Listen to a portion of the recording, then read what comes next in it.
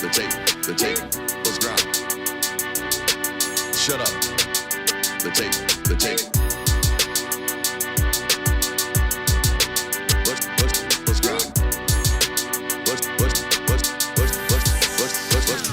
The tape. We do a little bit different around here. We ain't gonna play, we ain't gonna play. Shut up and grind the tape. The tape, let's grind. We ain't gonna play, we ain't gonna play. Them dogs in your face. Let's grind. We ain't gonna play, we ain't gonna play. Shut up and grind the tape. The tape, let's grind. We ain't gonna play, we ain't gonna play. Them dogs in your face. Shut up and grind. Let's grind. Grind the tape, bro. Grind the tape, bro. Grind the tape. The tape, let's grind. Grind the tape, bro. Grind the tape, bro. Grind the tape, bro. Shut up and grind. Grind the tape, bro. Grind the tape, bro. Grind the tape. The tape, Grind the tape, bro. Grind the tape, bro. Grind the tape, bro. the tape. UGA game day, boy, we ball out. Pull up, put the whole conference in the doghouse. Leave them 6 feet, see me on the win streak. All-star status, go coach, and the bench deep. Right. Offense on 10, how we run it? Your best ain't nothing, we gon' send them boys punting. Yep. Black and red, got them dead on arrival. Defense hunker down for the tie. Hey, you don't want it with the dogs. Found guy on it, you don't want it with my dog. Break it down, play by play, that's the day-to-day. They know we ain't come to play, boy, it's UGA. Kirby smart, I cannot play the fool. Back to back, we did not come to lose. Back to back like we got something to prove. Pay your dues, dog nation on the move. What's up? We do a little bit different around here. We ain't come to play, we ain't come to play. Shut up and grind the tape. The tape, the tape. We ain't come to play, we ain't come to play. Them dogs in your face. Let's grind. We ain't come to play, we ain't come to play. Shut up and grind the tape. Shut up. Let's grind. We ain't come to play, we ain't come to play. Them dogs in your face. Shut up and grind. Let's grind. Grind the tape, bro. Grind the tape, bro. Grind the tape. The tape, the Shut tape. up and grind. Let's grind. Grind the tape, bro. Grind the tape, bro. Grind the tape, bro. Shut up and grind. Grind the tape, bro. Grind the tape, bro. Grind the tape. Shut up and grind. Grind the tape, bro. Grind the tape, bro. Grind the tape, bro. Shut up.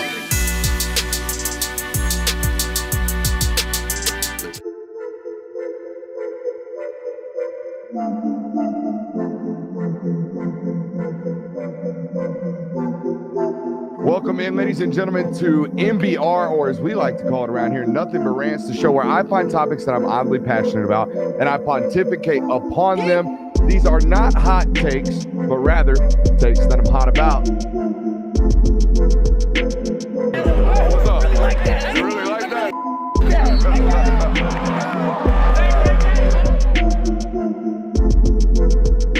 Let's shut up and grind some tape. What is up, ladies and gentlemen? Welcome in to the Film Guy Network on a fabulous Wednesday evening. We've got a loaded one for you, as always. A coach potentially staying at his football program based off the recruiting momentum. A hot name in the potential coaching circuit market. We think he's staying based off what's happened lately. It is Wednesday. We've got What If Wednesday. We're also going to tell you who's on upset alert. We're going to continue our college football playoff discussions from last night with the rankings coming out most recently with those guys. We're also going to update the latest national championship odds. We're going to play a little Draft the Contender tonight. We're going to go through as a show and draft those who we think have the best chances to win the national championship this year in college football. But I want to start with this, guys. With success comes noise, right? News today is that Dan Lanning is starting to gain steam in NFL circles. A lot of this guy's got some Dan Campbell to him going on in the worlds of the NFL circles. This is expected when you're as young as Dan Lanning is, and obviously you've had as much success as he has at Oregon. This type of noise only comes with success. And I'll be honest with you, if you're an Oregon fan listening today, this is something that is going to be perennial now. This is something that is going to be brought up around your football coach for the rest of time, okay? He will continue to fight off these types of allegations and these types of rumors and these types of thoughts for the rest of time. This is what happens when you become one of the better young football coaches in college football. People are going to put you up for new jobs. They're going to put you up for new opportunities. And I certainly haven't had the opportunity to talk to Dan about any type of NFL aspirations or anything like that. But I do think I know a couple of things about him. First and foremost, he seems to be really, really happy at Oregon, and I don't think that's fugazi. I don't think that's a facade. I think he understands the the rank that program has in the world of college football, particularly with Phil Knight around him. Not only that, he's extremely stable out there at Oregon. I don't think there is a world where Oregon wants to move on from Dan Lanning within the next decade. I think you guys watching this would all agree with that, right? And for the first time in his head coaching career, he's finally got some stability. But this is a guy who, through his career as a football coach, has not really prioritized stability. He's prioritized the opportunity, right? Just 10 years ago, Dan Lanning had just gotten his first on-field coaching position, I believe, at UTSA as a 28-year-old position coach, as a linebackers coach for the first time in his career. Spent 1 year as a Division I positions coach at the age of 28, married with a family on the way, and decided, you know what? I'm going to go be an unpaid graduate assistant at Alabama. A decision that most people would be like, what? You finally made it, man. You finally got a job as a position coach, something that we all aspire to. And now you're going to basically start the clock over and go be a GA for another year and be an unpaid football coach at the age of 28. Again, with a wife and, a family on the way. A pretty big gamble for a football coach who had finally reached a point of stability. We obviously know the rest of the story arc of this football coach, right? Spends a year in 2015 as a graduate assistant in Alabama, then goes to Memphis with Mike Norvell, spends 2 years there, then goes to Georgia, spends 4 years there, and then boom. Now he's one of the most highly coveted football coaches in the world, right? And part of me thinks, guys, I have a hard time believing that finally, once we reach the supremacy of head coaching in college football, after a decade of asking our family to really take leaps of faith based off our career, that we're going to turn right around the moment we have some type of security and do the same type of gamble. Say, you know what, guys? We've reached it. We've gotten to a safe a point of stability and a point of a good spot as a head football coach. You know what? Let's potentially risk it all again, and let's go be uncomfortable again.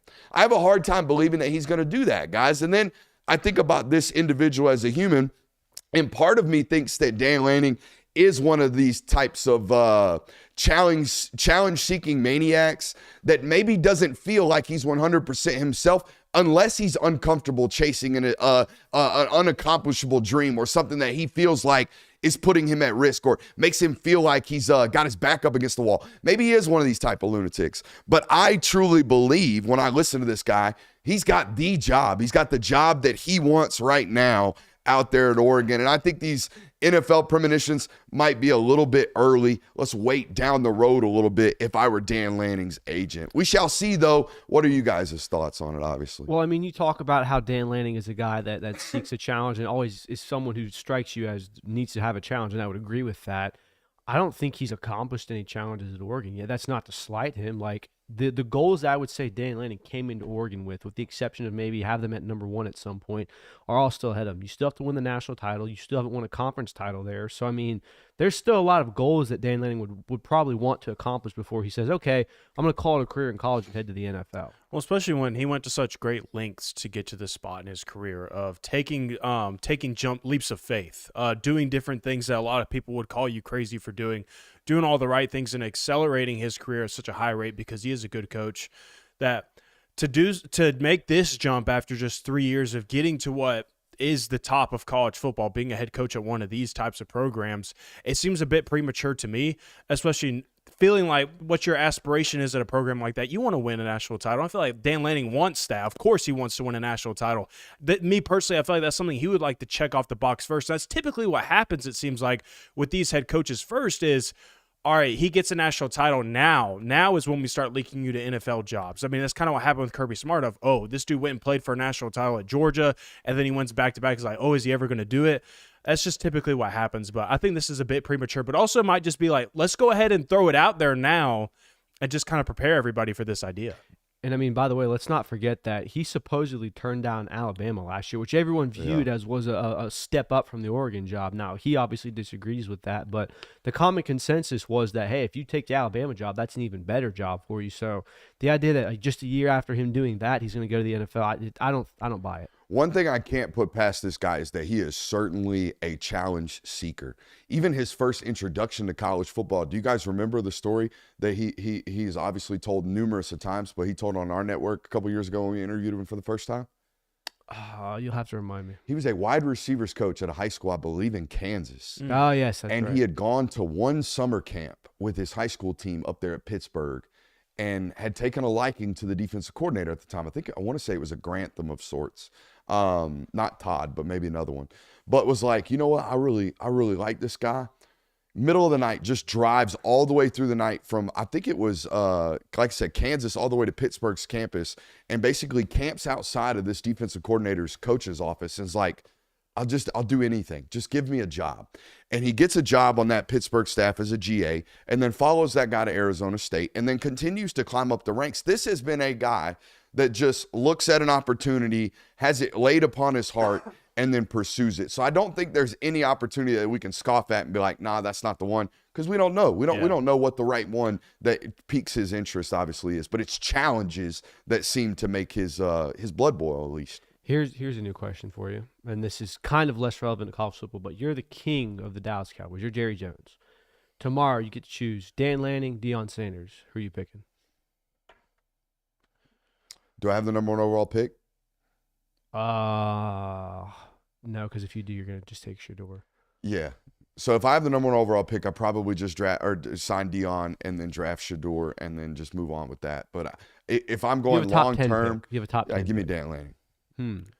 Jerry Jones's history would say he's going Dion. No doubt.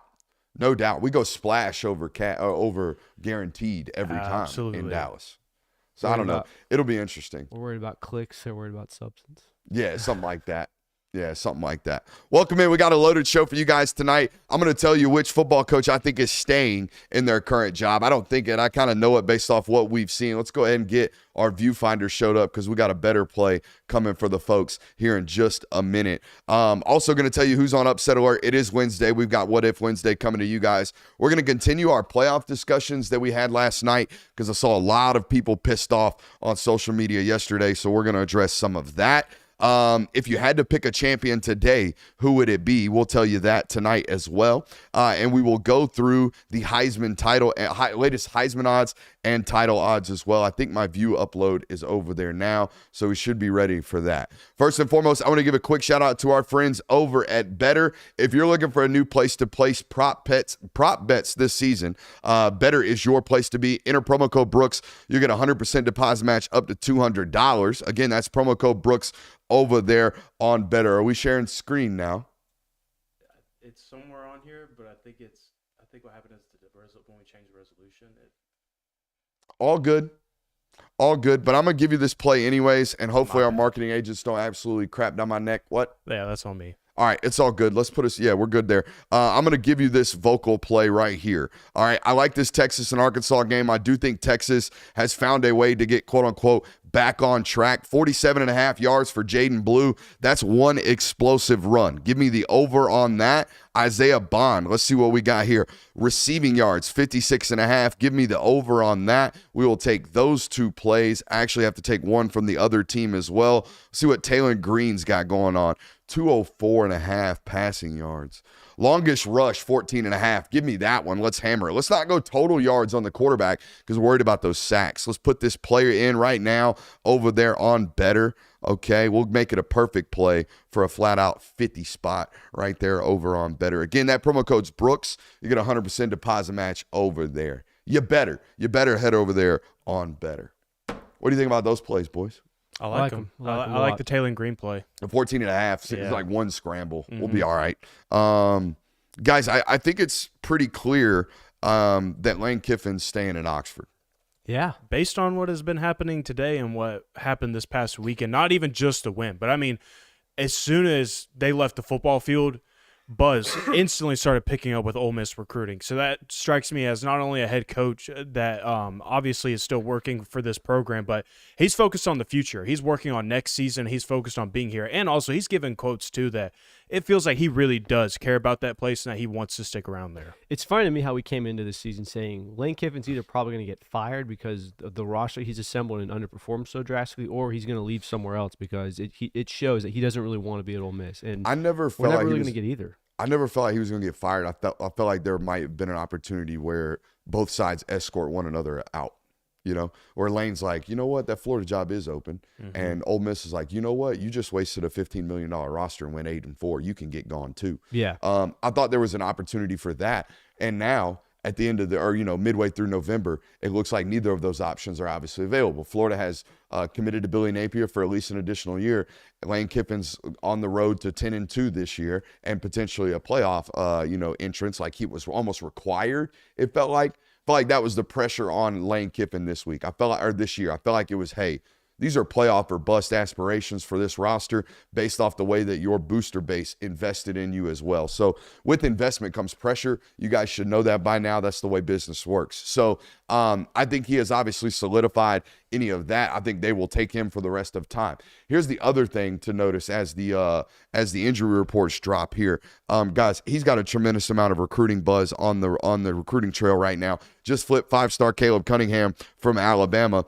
And it looks like he's on the precipice of flipping Devin Harper, an interior offensive lineman that's currently committed to LSU. And by the way, Deuce Knight appears to be very much in play right now. The Auburn commit, former Notre Dame commit, by the way, lives in the state of Mississippi, not far from Oxford. So they have a tremendous relationship that they've already built with Deuce Knight. They were one of the football teams that was at least Notre Dame was fearful of, even when he was committed to the Fighting Irish. So like I said, the Florida job not opening up, and Lane seems like he's going to be at Ole Miss for a while. And I got to be honest with you, like when you look at college football nowadays, this is a roster acquisition sport.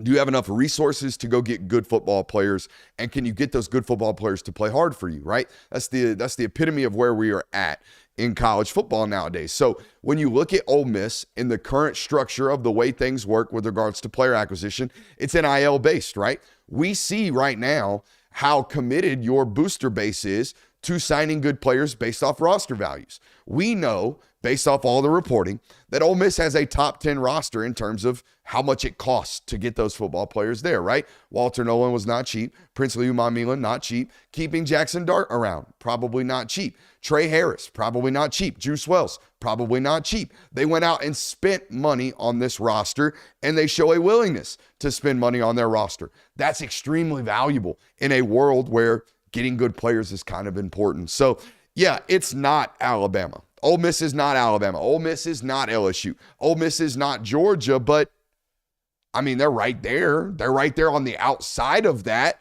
not even far outside of that looking in. So I think it's a far better job nowadays than most people, think of it to be. I think most people used to think of Ole Miss as kind of like the job you do well at to go get one of these premier jobs, or nowadays it's on the precipice of premier. Yeah, I mean, it definitely has had an incline like that the last 10 years or 15 years, I would say. But I still think that there's steps to be taken with that. And it seems like Lane Kiffin's comfortable with doing that now. I would say that probably 3 or 4 years ago, Ole Miss was kind of looked at as the B-plus job in the SEC. And there's high potential for it to be an A job right now. I mean, they just beat the Georgia Bulldogs. They should make the playoff this year, likely to. So it's definitely a much better job than it once was. Not that it was ever a bad job, but it's not a job that is used as a stepping stone, like you're saying. All right, so the injury reports just dropped, obviously. Jordan Thomas, Keenan Peely, Edwin Spillman, Deshaun Bishop will be out for Tennessee. Dante Thornton, the wide receiver, number 1, is questionable. Nico is questionable. Vicen Lang, the offensive lineman, is questionable for Georgia. Roger Robinson, Branson Robinson, Joseph Jonah, and Jonah will be out. Trevor Etienne is listed as questionable, as is Anthony Evans, Cash Jones, Micah Morris. We'll talk about this more in the local hour. I know people watching this right now are probably wondering what happened to Cash Jones.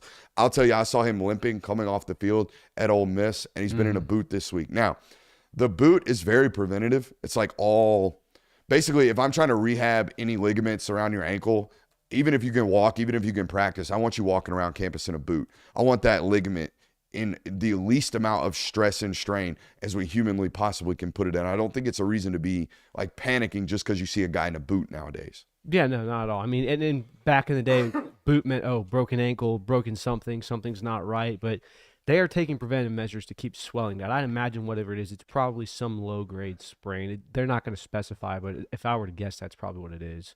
I think it happened on that face mask play. Yeah, that's what I would guess. That's what it looked like to me. But I mean, we can probably talk about that in the local. Yeah, we don't have to burn it up right now. But yeah, I think Lane staying at Ole Miss is probably good for not only that football program, but I think maybe the SEC as a whole. Keeps one of those really, really good football coaches at one of these programs that doesn't necessarily have to completely rebuild, right? Yeah. You can actually build some momentum off of what they got going on right now. Yeah, it is interesting because, I mean, do you think Lane Kiffin in 3 years, if Lane, say in 3 years, Lane Kiffin stays at Ole Miss, in 3 years, are they better off than where Florida would be in 3 years if he went there? Ooh. I think long term it's much more sustainable growth and sustainable success at Florida. But that's just what my mind and history tells me about this sport. But they haven't done it in 4 coaches. No. They haven't done it in 4 coaches. I mean, so I don't know. Ole Miss has had more success with their coaching than one thing Lane needs to, and maybe he does understand this, but I certainly think this about Lane, and maybe you guys do as an audience as well. Lane's an acquired taste.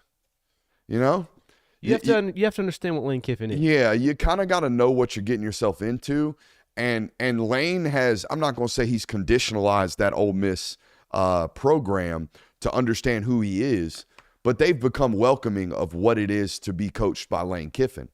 I think some of these other programs, if he were to become a new there, you got to go through the growing pains of the tweets. You got to go through the growing pains of the TikTok. You got to go through the growing pains of the perpetual line stepping in the rules. And again, Ole Miss has almost embraced this about him. Whereas I don't know if, like, Florida can be very uppity about themselves. You see what I'm saying? Like, some of these other football programs can be a little bit holier than thou, do it the right way kind of nonsense. Well, I think when you get what you have to understand this with Lane Kiffin is that he absolutely has embraced being the heel of college football. Facts. He understands that the way he carries himself, the way he just kind of talks, all the things about him, the way he looks, like, it rubs people the wrong way. They hate it. He's the perfect heel, and he leans into that. That's why he does the injury report thing. That's why he has players going down the field. That's why he does the whole get your popcorn ready, all those things. And that's why the coaches that have coached with him say, you know, for the most part, they've enjoyed being around him. So I get why he does that, and you have to understand that if you're getting a Lane. Now, you probably don't have to worry about conditioning yourself to that because it doesn't seem like he's going anywhere. Yeah. All right, we got a bunch of people watching right now. Make sure you hit that thumbs up button. Boys, let's continue our college football playoff discussion. I stumbled upon a take today. Ooh, what's that? This is subjective.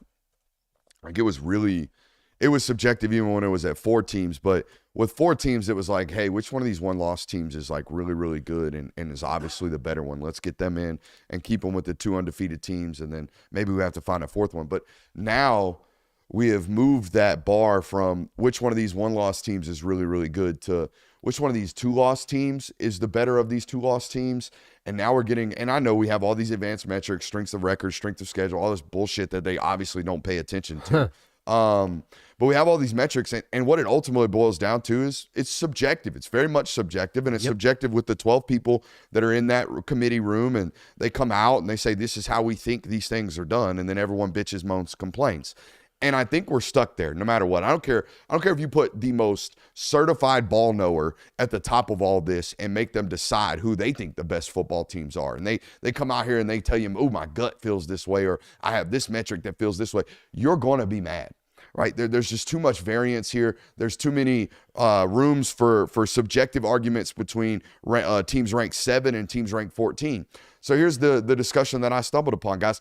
We are getting in, and for lack of a better term, we're getting into a dick measuring contest between conferences every single year moving forward. That's what we're going to have. We're going to have SEC homers telling you that the SEC is the best. We're going to have the Big Ten homers telling you that the Big Ten's the second best. We're going to have ACC teams and Big 12 teams coming out here and saying, look at our non-conference record against the SEC. We're obviously not that much worse than these guys. Why do they get 3? And we're only a 1-bid team.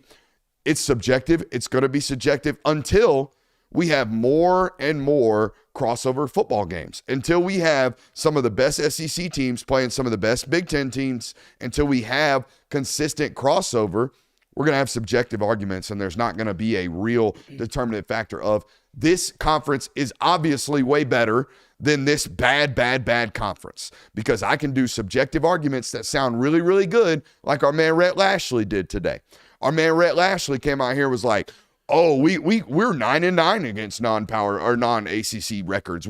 We've got wins against the SEC. We've got wins against the Big Ten. We've got wins against the Pac-2 that doesn't exist. We've got all this, and we got this real long argument about how our conference is really, really good. And it all falls into a hill of a beans with another argument. So until we have more and more crossover games, guys, we're going to stay in these subjective arguments. And now it's going to cost more and more teams. Used to, teams 5 and 6 were pissed off. Now, teams 12 through 17 are going to be pissed off. How many years do you think it's going to take before we get people hopping back on we need a BCS model train? Where the humans are obviously messing this all up. The subjectiveness of the human beings and the biases, and they can't tell what's right. We need computer models that are going to absolutely take into consideration all of these things, strength of schedule, strength of record. Mm-hmm. That's funny to me. You're already there. You've already got people talking about reseeding after the first round. What would they reseed it with? A metric of a poll system that they would create out of thin air.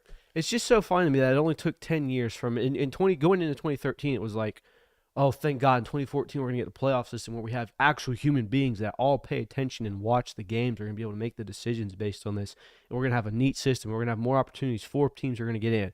Very quickly said, hey, that's not enough. We need more people. Now it's, this committee has no idea what we're doing. We need more people. We need more accurate data. We need people to realize and look at the data and actually use it. Chat said, when was the BCS wrong? Last year, when after the SEC championship game, they had Georgia ranked 18th in the BCS model. That's when. So it wasn't all roses. All right, I don't think people remember quite how many. Oh man, we were the best team that year. Mm-hmm. Arguments were made for 25, 30 years. Mm-hmm. Mm-hmm. The only thing though about doing the cross conference play during the regular season is, if there is one thing that everybody has learned this year, is it's far better to have the easier schedule. I mean, look at Texas. Texas had their one tough game against Georgia. They lost it, and now they have one tough game remaining against Texas A&M to close out the season, but they've had the easiest path to a SEC championship. And Penn State, they had their one tough game against Ohio State. They lost it. They're still in the top 6 right now. I mean, and then you have Georgia, who's had the toughest schedule in the entire country. They lose 2 games, and now they're sitting on the outside looking in of the college football playoff right now. So, yeah, I mean, it would be very beneficial for these conversations of how do these conferences stack up against one another this season, but I don't think there's any motive for any of these teams to want to do that, because why would I want to go play tougher opponents right now when it seems like the teams that are playing tougher opponents are the ones getting screwed over? Mm-hmm. The ACC is 9-9 right now against teams outside of the conference.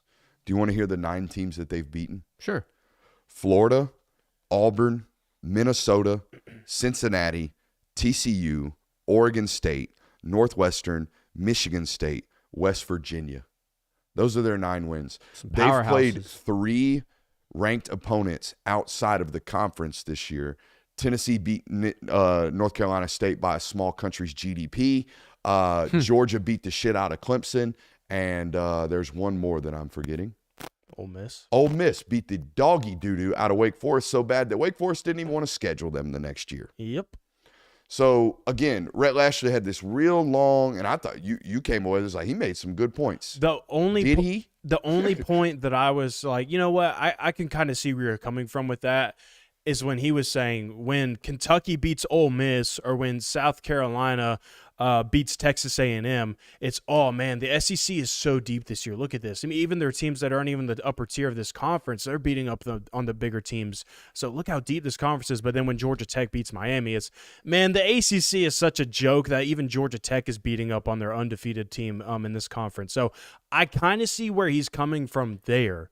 But then when you pair that up with your out-of-conference record and, what happened when you did face off against the other teams, top-tier teams, and it didn't fare so well, then it doesn't exactly come – but I was just like, you know what? I kind of understand what you're saying. By the way, ACC Rhett, your Virginia Tech Hokies taking an L to Vandy were the ones that let us know that Pavia was that dude. Yep. So, and I mean, here we are. I don't like dunking on coaches for making stances like these. I know because, what he's doing. He's doing his job. You don't want your ACC coach to come out here and be like, yeah, so what? We don't have a really good conference. What are we going to do about it? They're obviously going to caper to make their conference look better because that elevates their team as a whole, especially in a year where you're trying to fight for a playoff spot. So, yeah, he is wrong, but it's also you get what he's doing. That's also, And there's 133 Division I teams, so maybe we'll never get out of the semantics decision making process of deciding who the 12 teams are. But that's the problem with what we got going on. We're getting to the end of the season, and head football coaches feel like they got to go to a microphone and defend their resume, essentially. And it's been like that for a while, but now the number of teams that feel as if they have a chance has really, really increased. Yeah, and I mean, look, Ashley's the newbie in the conference, so good on you for going in there, standing up for your new conference, making everybody know that, hey, I love this place. I'm thankful that my team is now part of this conference and that I have a chance for an auto bid at the end of the year to be in the playoffs. So, I mean, yeah, it's all propping what he's doing, and you just got to respect it. Mundangerous says 134 teams this year. I don't count Purdue. Oof. Hey, Kent State has their first Purdue lead. came to mind there. Who should it have been? Kent State? I don't know. They picked their first lead of the season tonight. Hell yeah. 7-0 in the first quarter.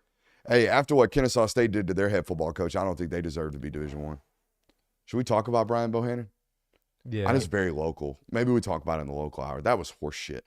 Yeah, it was thought that was not gross. well received anywhere. Not only was it a bad decision, it was cowardice the way that they did it. Did you see the first announcement? Mm-mm. The AD released a statement to the local reporters about how Brian Bohannon has made the decision to step down as if he was retiring. And then Bohannon's people were like, no, buddy, you fired me. You don't get to walk out here and tell people that I walked away from my job. You have to tell people that you fired me. So then the athletic director had to release another statement that was basically like, we've made the decision to step away from Brian Bohannon, to which everybody lit his ass up, as they should. Brian Bohannon started that program back in 2012, I believe it was, and has won 76 of the 120 games that he's played.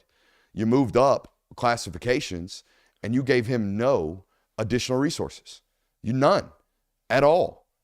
And yeah, he lost a lot of football games, as most teams do when they make the jump from FCS to FBS. It's bullshit. Yeah, There you go. I don't even know, how do you expect to replace him with a better football coach after what you did to him? These football coaches talk to one another. It's a Division I job. Someone's going to take it. It ain't going to be me. I'm not taking it. I wouldn't. So don't come calling. Don't I be wouldn't. calling me, Kennesaw. I'm already shutting you down. That was more of a I wouldn't take I it. know. It ain't going to be me. Boys, I think we should draft these champions, or the potential champions. You wanna Instead of do doing So that? where does the list cut off? until we get 9 teams. We each pick 3, and the list cuts off once we get 3. Okay. That's how this works. Okay? How do we want to go? Who picks first? How about you two play rock, paper, scissors for it? I'll go third. All right. Okay. Ready, Joe? Rock, paper, scissors, shoot. All right. You got first pick, or do you want to give it to him? I'll go first. All right. Who do you got? I can take Oregon. You're going to take Oregon off rip. Who do you have? I'm going to take Ohio State. Ooh. All right. So Oregon, Ohio State off the list. Give me Alabama. That's All right. That's a solid one. I'll go ahead and take Georgia then. All right. Georgia off the list. This is real good quality radio right here. Who do you got? Teams that, gosh, this is This where is one of those segments that I thought was going to play out better, and now I'm listening to it 3 picks in, and I'm like, I don't know if this is going to be entertaining. Well, hold off there, buddy. Okay. Right now, it's like you're either picking between like Ole Miss, maybe a Penn State. They played Ohio State close. So if you're going to pick them in the first round, they're probably worthy of that. Or are you going to like hitch your wagon to a Cam Ward? Like, is the offense just good enough to where they could win a national title? I know you're shaking your head. No, the hex on Miami sustains. I think I'm going to go with Ole Miss because the defensive line, I like that, and I think Jackson Dart's playing like one of the best quarterbacks in college football. I'll take Miami. Thank God. Why would you take? Thank Why God. Miami over Penn State? Offense. Offense. If there's one thing I've learned about college football playoffs, you got to have a dude at quarterback historically. So give me Miami. I don't feel good about it. Don't get me wrong. All right, who's up next? I'll go Tennessee. All right, Tennessee's off the board. They were pretty far down my list, to be honest with you. I don't love the inability to hit the deep shots. Who do you got? Gosh, it's either Indiana or Notre Dame, maybe. Penn State's still available. I Penn think. State's Who still took available. Texas? Oh, Texas. Damn it. How do we leave off Tech? That's disrespectful. ultra disrespectful. That's to the on me. I Longhorns. should have been a lot more Give me competitive. That's steal the draft. I should have been a lot more That is a competitive steal. right there. Yeah, and it was Wow. going to be mine had I not given you the steal. Yeah, thank you for that. Jeez, what an overlook by us. What a teammate meet right here, because I was about to sweep y'all. What? This man. me. Yeah, Shout out to it's me. all me. I got accused of what was man saying? OSHA violations. You have. A I don't think hazardous you're putting me workplace? in like actual physical danger. Someone said I don't treat you like a human today. Yeah, demeaning. Crazy work. Yeah, no. Now shut up and let me finish my list. I'm going Indiana next. How many teams do you have now? That's my third and final. So here's my question: Indiana beats Ohio State. How much does that change for you? What do you mean? Like Indiana, let's say Indiana beats Ohio State next week. Where does that put Indiana for you in this conversation? I mean, they're already in my list of teams. I understand that, but where would you be drafting them? Like, are they all of a sudden? Are they quicker off So the you're board? telling me they actually beat a good football team, like one of Yeah. the nation's best? Like it's yes. Yeah, I mean, I would probably take them over. Oh, no. I'm taking Bama on a neutral field either way. I'd take them over Miami Okay, All right. in my list. How about you? they'd be a second round pick for me. Yeah. I'm still pretty happy with my list. Should we just let Vegas decide who the top 12 teams are? Just do that. give me a neutral field line. They do and tend we to just know take something. the favorites, and that's what we'll do? Is that what we should do? We can do that, yeah.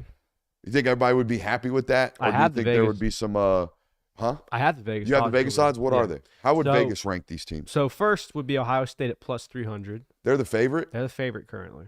Huh. Second is Oregon, as you'd expect, at plus 420. Sick. Next is Texas at plus 450. Georgia comes in at fourth at plus 750. So they have the highest odds of any two-loss team currently. Okay, keep going. I want the top 12. Next is Alabama at 850.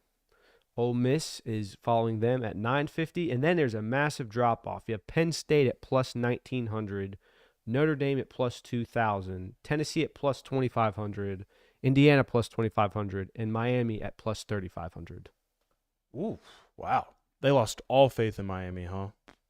So that is Never had it. 1, 2, 3, 4, 5, 6, 7, 8, 9, 10, 11 with Boise State. So I think we got ourselves a really good playoff right here, and a playoff rankings that nobody would complain about. Ohio State, Oregon, Texas, Georgia, Bama, Ole Miss, Penn State, Notre Dame, Tennessee, Indiana, Miami, and Boise State. Who's going home pissed off there?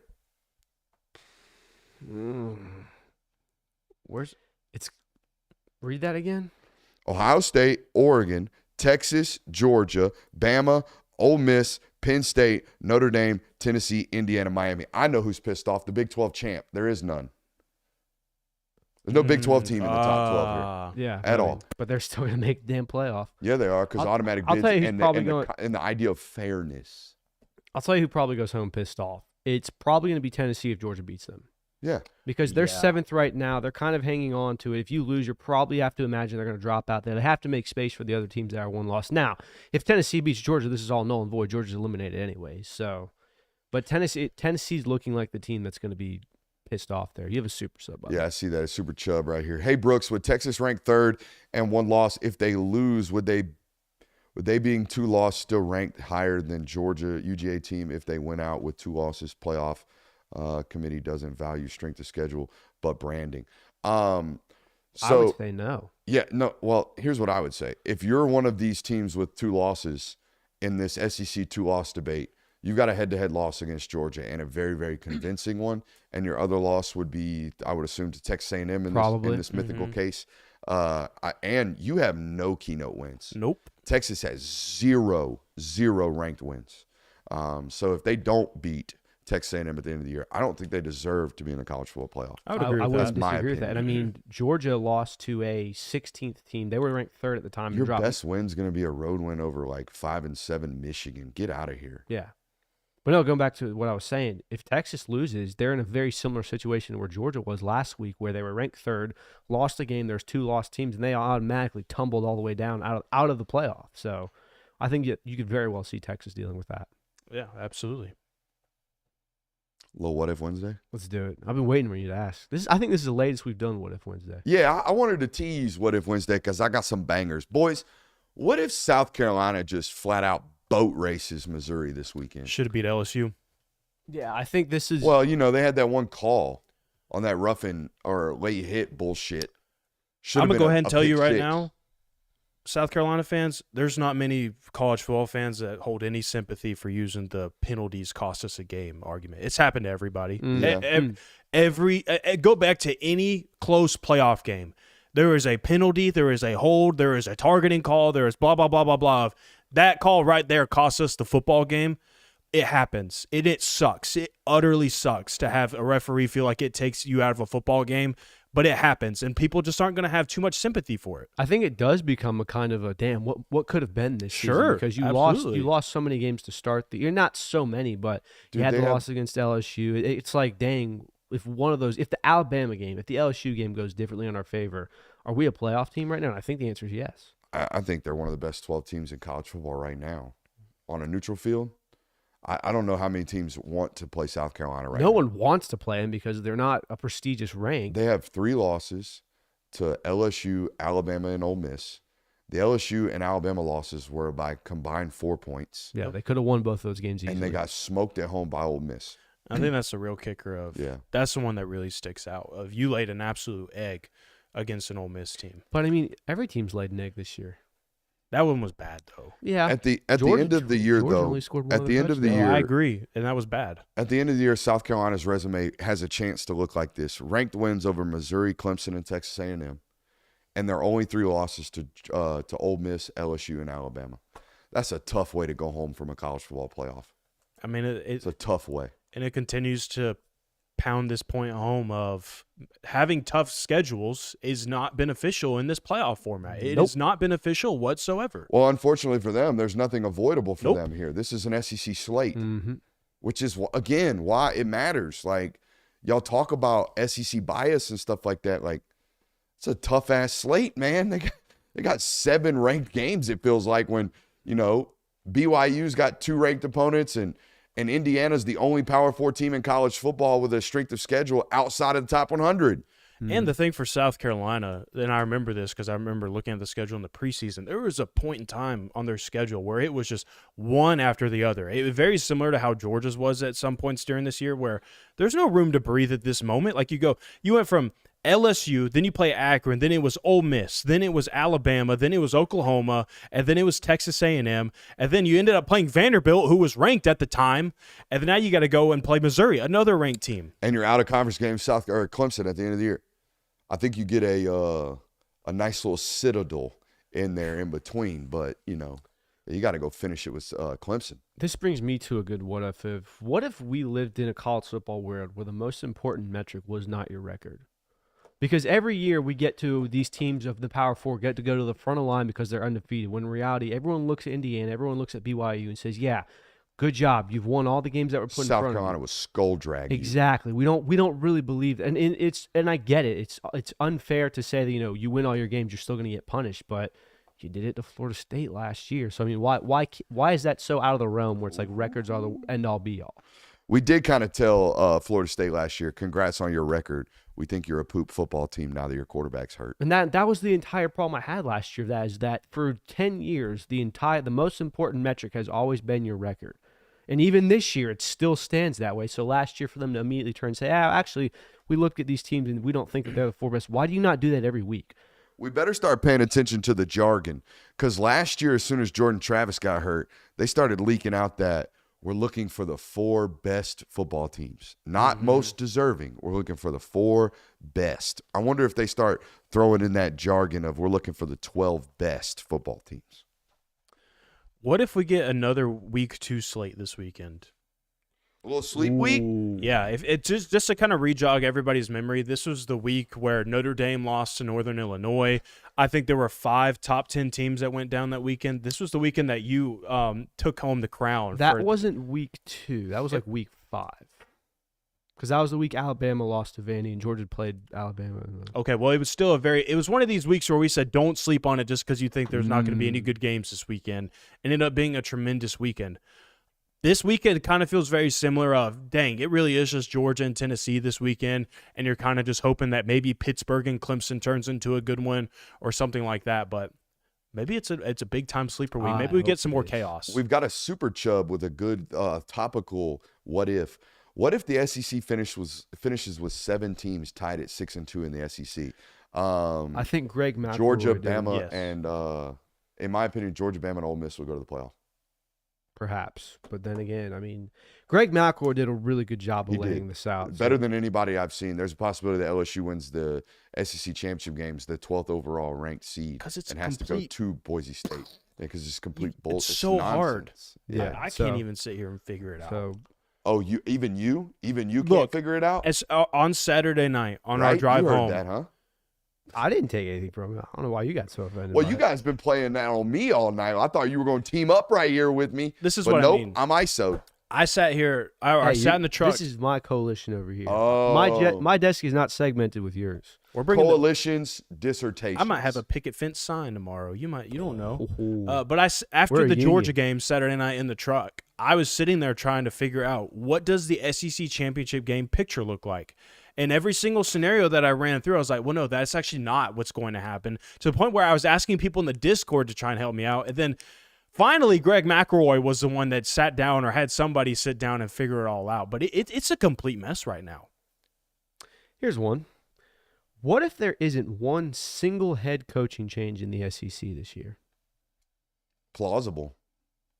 Say that again? Really plausible. What if there isn't one single head coaching change in the SEC this year? At this rate, it looks like it's going to happen. Coming into the year, we were like, Shane Beamer, probably cooked. Billy Napier, dead man walking. Sam Pittman, you got to win a couple games to survive. Clark Lee might even get the axe. And then it was also, Lane Kiffin is so far out of Ole Miss, he wants nothing to do with Oxford.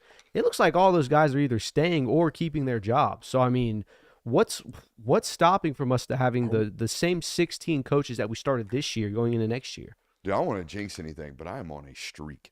Yeah, no, I think there's a strong possibility that we come out of this with some real security in the SEC with regards to coaching.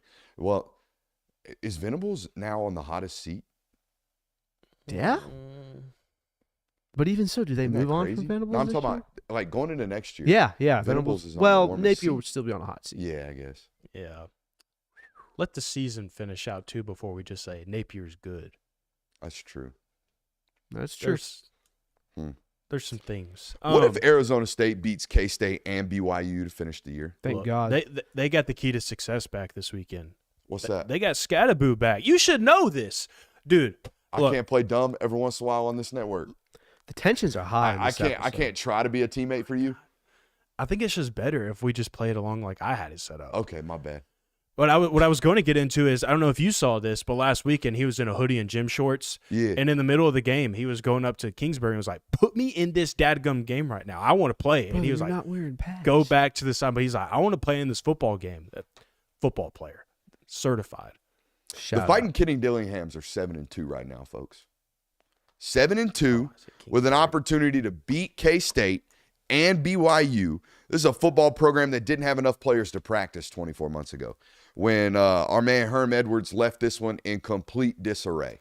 And then Kenny Dillingham comes down as a former alumnus from Arizona State and turns that program around lickety-split. Lickety-split. Even had his starting quarterback transfer out of his football program last year in Jaden Rashada. All right?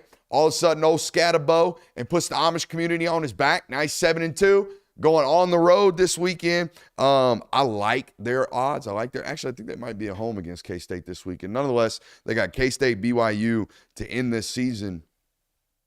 They got a 5% chance to make the Big 12 championship game, guys. So there's a chance. There is a chance, and I'm going to tell you what, you don't give a team full of fighting short man syndromes a chance because they're going to take you to deep waters. I like Arizona State this week. Short men and deep waters just don't go well together. What if they're an absolute demon in the water? I guess. I mean, bottom line, I'm not going into a dark alley fighting against Kenny Dillingham That's because I'm fair. going to come out with a couple of shank holes. That's What, fair. what if LSU gets into the SEC championship game and wins? Cool. That That would be so Brian Kelly. That would be the most Brian Kelly thing to ever yeah, do. it would.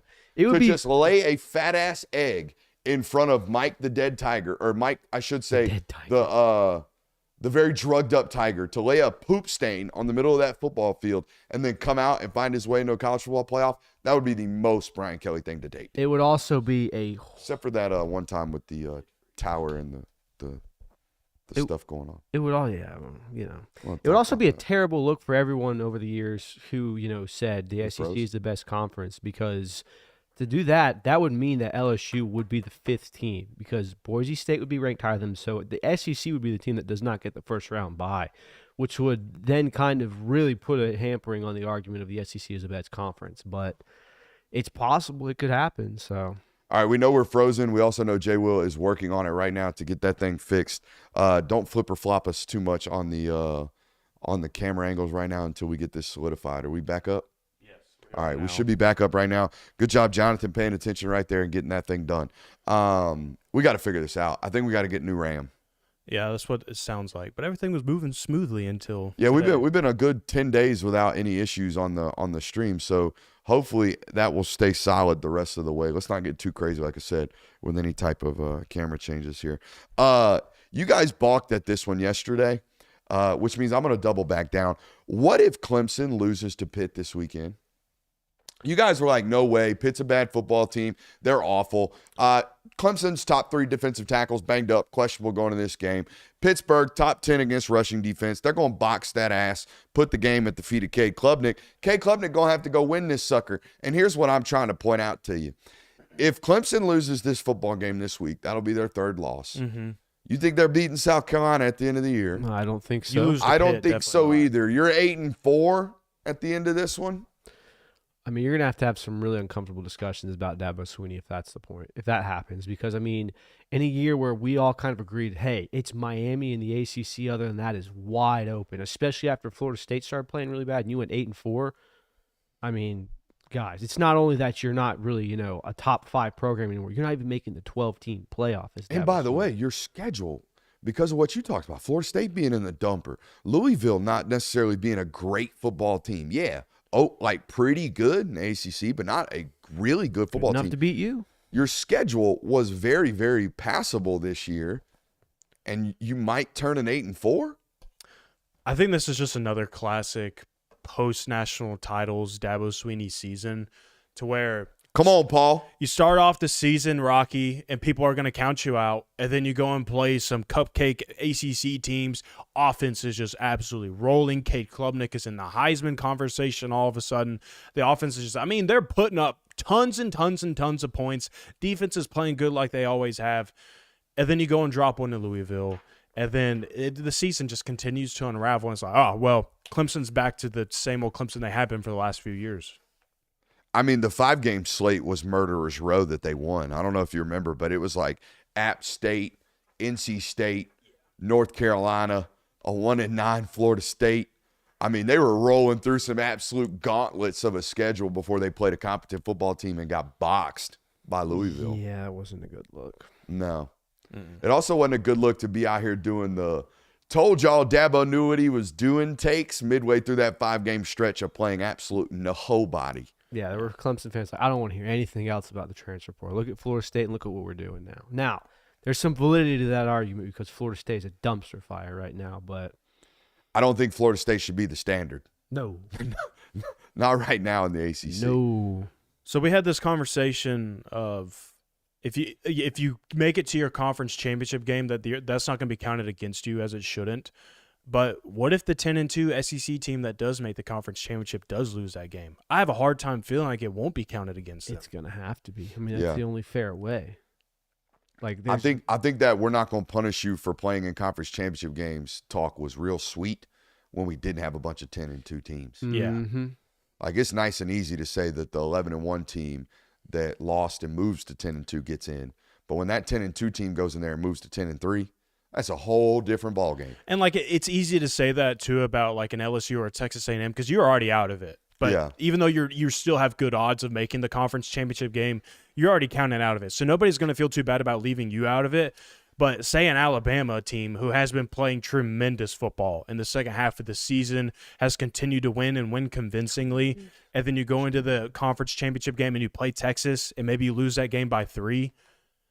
I mean, it's tough that you're going to have that conversation of where do we put them now? Like, how does that affect this? Honestly, I see through the committee's bullshit because last year in 2023, they punished 2 undefeated teams for playing in their conference title game. If Absolutely. Georgia doesn't play Alabama in the SEC championship, they're a playoff team.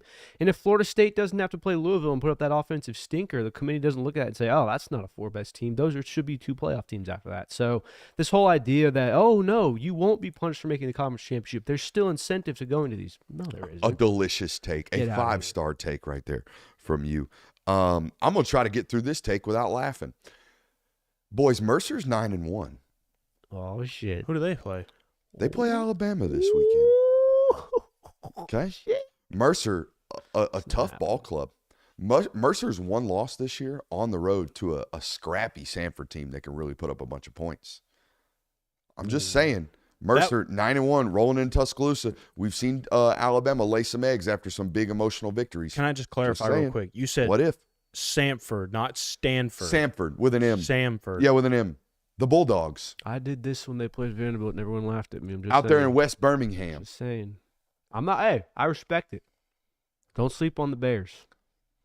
You know, I was this close to being a Mercer Bear. I was number 21 on their list of 20.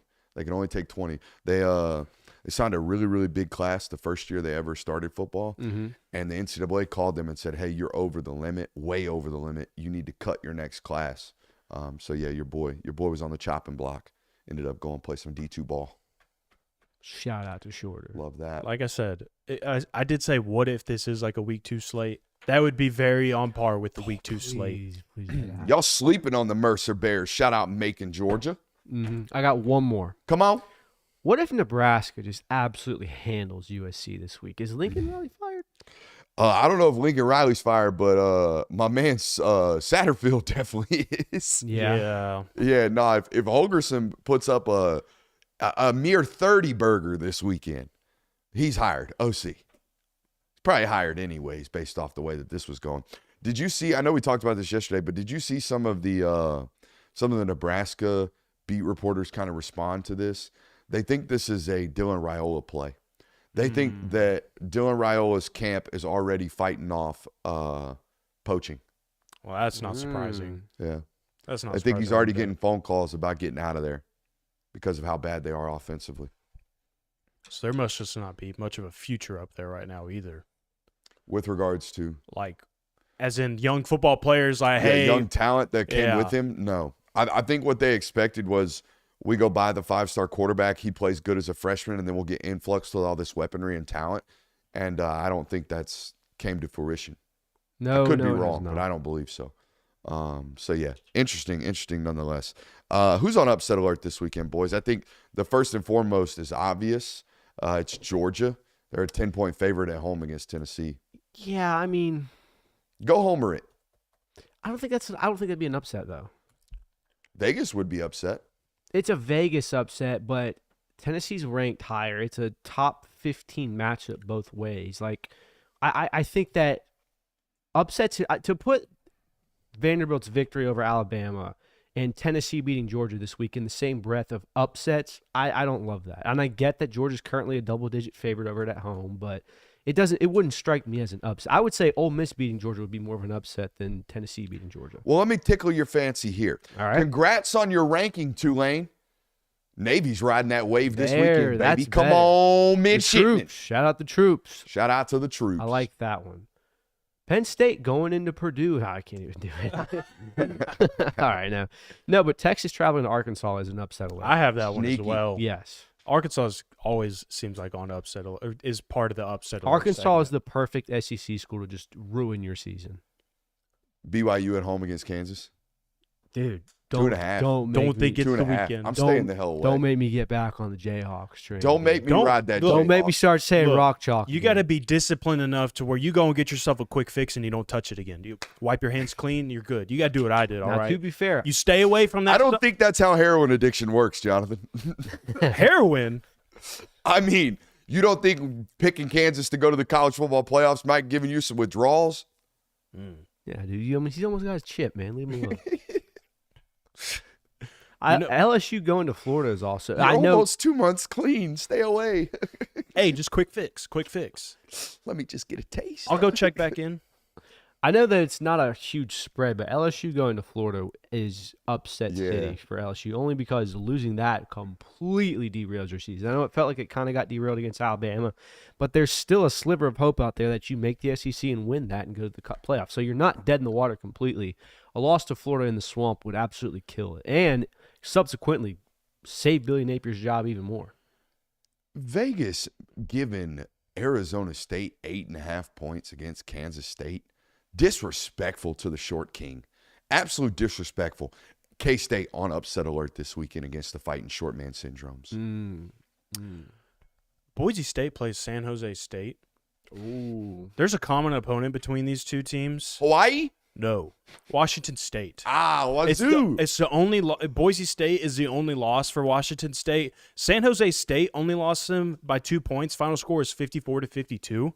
San Jose State is sneaky team. They played everybody close outside of one game this year. Buddy from San Jose State? Yeah, there's a new one. He might be a better one, to be honest. Better buddy. I think we're paying a close attention to how current buddy from San Jose State is laying an egg at Arizona right now. Yes, So, yeah. absolutely. But just saying, San Jose State, keep an eye on that one. I got one more. This is a team that's kind of sneaking up into the playoff talks now. They're in the top 20. You know, everyone didn't really believe in them coming the start of the season, but Colorado playing Utah. I don't think Utah is necessarily the best team to do this. They almost did it last week against BYU, and that honestly makes it even more scared for me to pick them as an upset. But Colorado, don't do this. If you think that you could be a playoff team, don't lose to Utah here. The only way I'm picking Utah to win this football game is if Brandon Rose drops a mixtape midweek. Valid. I'm talking like third leg Greg Olson style mixtape. Ooh.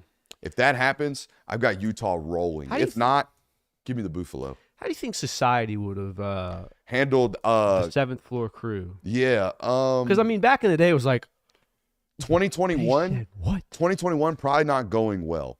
But I feel like in 2024 nowadays, people have moved back more towards accepting some of that stuff. Yeah, like it's. I Funny. mean, I don't think he said anything too controversial other than the fact that his penis might hit the floor. No, he dropped some slurs in there, didn't he? I don't know if it was slurs, but it was more like the quintessential hit it and quit it phrases that you hear in rap. Interesting. He called the Super Bowl. Yeah, he did. Good for him. Called dude. the Super Bowl and like one of the highest PR ratings of anybody Cancel in the culture NFL is right now. not real. All right, we have a whole nother hour coming up right now, but first and foremost, I want to play you what is our, I would say, most widely accepted and most widely viewed as our best thing that we do around here. It is indeed Didd-isms. If you are new to the network, enjoy this one. It's going to smack you in the face. That's a ditty. Let's shut up. Let's grind. Yeah, y'all out here grinding for every single inch. The penetrator is going through. Now, this is a lot easier because he's in your A gap and we're preparing for him. 55. How do we absorb this blow? Not all that well. This just isn't a healthy number 69, guys. It actually gets licked really, really well. Is this dude coming? Is this dude coming? We don't know who's coming into one of these A gaps, but I gotta take somebody. And every single time a 3-tech spiked into my A gap and just absolutely took my soul, I'd come to the sideline and I'd be like, well, shit, I guess we're getting beat today. So maybe Monroe's the one busting. Maybe we're taught that, hey, we're gonna put 3 bodies for 2 defenders, Jonathan, and we're gonna tell Dominic Lovett beat the safety.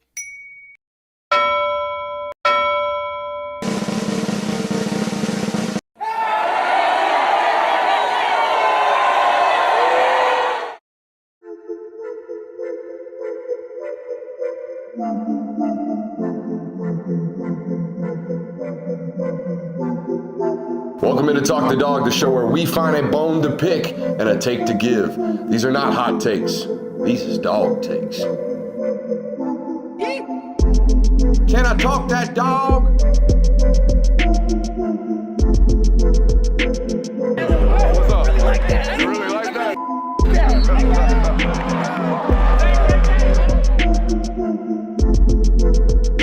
Let's shut up and grind some tape. They wouldn't give. Yeah. Yeah, probably not. Welcome back in. We have a whole nother hour coming up right now. It is our local hour. It's our best hour. We finna talk that dog. Is this the most important home game of the Kirby Smart era? We'll talk about it tonight. Injury report reaction. We'll start the show with that. What is the bare minimum / maximums? We're going to put some numbers out there today for you guys to talk about. I did a Tennessee film study here on the network. If you haven't watched it after tonight's show, you certainly need to go pay attention to that. We also have a fantasy update coming for you guys tonight. I want to start with two of the more topical points of discussion right now. There's been some, I'm going to call it trolling by Isaiah Gibson on the internet. Everything that I have heard, and I told the Discord audience this, if you want to get into our Discord that is full of Georgia fans that are obnoxiously passionate about their football team, head over to patreon.com/Brooks Austin, and you'll get that. But I told those guys, I think Isaiah Gibson's 100% trolling. So much so that, did you see the picture that he tweeted today? I didn't see the picture. I heard about it, though. Mans is like, I've seen Isaiah Gibson on Friday night. He got some drip on him. I've seen him practice. He's got some drip on him. Did you see the photo, Jonathan? Mm-hmm. I mean, come on. Knee pads out of the pants. Pants pulled down midway through his shins. Yep. I think he's goofing. I think he's new boot goofing out here on the social medias. So I don't necessarily worry about that. Neither does Georgia. So we can move on with that. Now, the actual point of discussion is Cash Jones's name popping up on the injury report list this week, headed into this Tennessee matchup.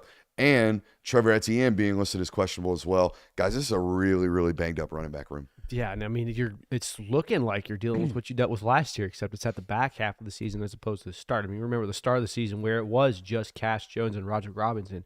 Now those two guys are injured. And oh, by the way, Kendall Milton, Dejan Edwards are not on this team anymore. So this running back room went from, oh my God, it's so deep compared to last year to it's incredibly thin right now. Yeah, it's happened very quickly, and it seems like it's been one after the other. Like you had one running back go down, and the next one went down, and the next one went down. I mean, it's gotten to the point where you have to, like, do you say it's Nate Frazier and Chauncey Bowens? I mean, do you throw 86 back there like you did last year? I mean, I know that he's kind of used as the break in case of emergency, and the problem is you do that, your wide receiver room's getting thin. So, which one's a bigger issue right now? The fact that, I mean, Tate was on that, or was he off? He's not on it, and neither is Micah. Micah is. Which one's a bigger problem? The fact that you're as banged up on the interior offensive line right now as you are, or is the fact that you're banged up at running back as you are? Yeah. Neither working to your benefit right now. I'll tell you that much. I mean, the interior offensive line is always going to supersede the running back room. So I'd say it's a bigger deal for that. But, I mean, you're just banged up overall all together on the offense, which is unfortunate. But, yeah. Is this a luck thing in the running back room now, or is it kind of like, hey, what's going on? Because this is the second year in a row where the room's gotten absolutely decimated. I can't do anything in my off-season prep to make sure I don't get a rib injury. Right. It's not an extra set of core workouts that I can do to protect my ribs. There's also nothing I can really do about ankle injuries, which I think is what Cash has got going on. The toe injury to Roger Robinson, I don't think you can do anything about. It's turf toe. It's as sporadic as anything that can be. Branson's knee, I mean, soft contact or a non-contact soft tissue injury, they're as unpredictable as you can humanly possibly be. So, no, I don't think this is, the only time I look at coaches and I'm like, all right, well, what did you expect is when you recruit guys that never have been healthy. Right. Like, I don't expect, I would be surprised if C.J. Smith goes a year of college football staying healthy. Mm-hmm. I don't think he's done it at Purdue. No. I think he's been banged up. He never played a full season in high school football. I didn't expect that guy to 100% stay healthy in college. So when you recruit guys like that, I think it's more of like hey, that's a you thing. Like San Francisco, I know it's an NFL thing, but San Francisco 49ers did this a couple years in a row in free agency where it was just like, hey, who's the best guy that was an all-pro that tore his knee up? Let's sign that guy. And then midway through the year, they're like, why is everybody hurt on our defense? Well, coach, you kind of signed a bunch of guys that had injury history. I don't see that being the issue right now. I see sporadic bad luck injuries. Yeah, I mean, it is bad luck, and it's opportune time to have bad luck. This isn't the start of the season where it's, all right, let's get through, Ball State and stuff like that. Like, you're in the meat of your schedule. You're in a game where you have to win to save your season, so. Oh, yeah, Super Chubb from Ken from Cummings said, Brooks, name O-line replacements this weekend. Love this damn show. You should love this damn show. I mean, Drew Bobo's first up off the field or off the sideline. Monroe Freeling is not a starter right now. He's your sixth, so I guess he could count. After that, you got to wonder if Micah's not going to be healthy. At what point does Daniel Calhoun get into the mix? That's the other freshman, the only other freshman that's really kind of like next in line, you would think. Other than that, you have what you have. Man. Thin. Yeah. But again, you have no playable sophomores and juniors right now. Yeah. You have Monroe Freeling, Ernest Green, and Drew Bobo. That's it. Jamal Merriweather has not played a meaningful down in college football. Bo Hewley has not played a meaningful down in college football. You have nothing in that sophomore and junior class to play right now. And it's funny that everyone kind of balked at this towards the start of the season when Kirby was like, "No, this is the thinnest team we have ever had." I certainly did. Y'all don't understand how thin this roster is, and now we look at it and it's like, damn, where is everybody? So I mean, he might have known what he was talking about when he said this is a thin team. Almost like Kirby Smart knows what he's talking about. Yeah, occasionally. Imagine But sometimes he do be doing that coach speak thing. Yeah. Where he's like, we're more banged up than we ever have been. Sir, you had 17 guys on your injury report going into Clemson 2021. But they're getting to the point now where it's not unrecoverable, but it's certainly impacting your performance. For sure. Yeah. Any other talking points on that injury report? Smile was not on it at all. So I think that he's back. He played in Ole Miss. If Cash is unavailable to play, it certainly hurts you on third down. But I would make the argument, and Kirby, you can either agree with this or disagree. I don't care which way you go, but go somewhere. Okay. Having Cash Jones on third down right now is awesome that he can check out of the backfield and he can release. But I watched that game last weekend. I would rather my running backs help out chipping in protection or doing something to hope we can get the football off right now. I don't necessarily think we have a problem getting guys out and checking the ball down.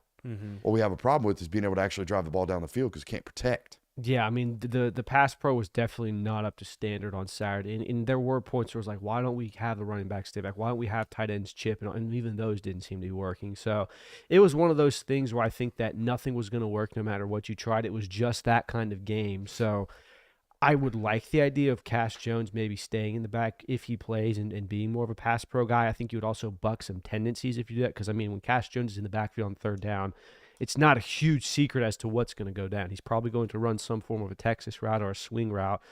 So, I mean, it would buck some tendencies. But again, I mean, a lot of your passing success on third down when he's on the field has come from Cash Jones. So if it's working, I don't know if you want to necessarily change it, but I do think some things need to change. I see this in the chat. You trust Nate Frazier on blitz pickup, though.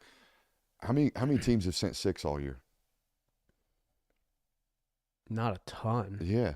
I mean, I haven't seen a bunch of it. Now, maybe if Trevor or Cash isn't in there, maybe they start doing that stuff defensively. But I haven't seen a lot of teams send 6 at you. If we're sending 5, the back's checking out anyways. Every film that I've watched, the back's checking out. So I haven't seen a running back get put into the position this year where he's got to meet a Mike down A gap and hold his ground.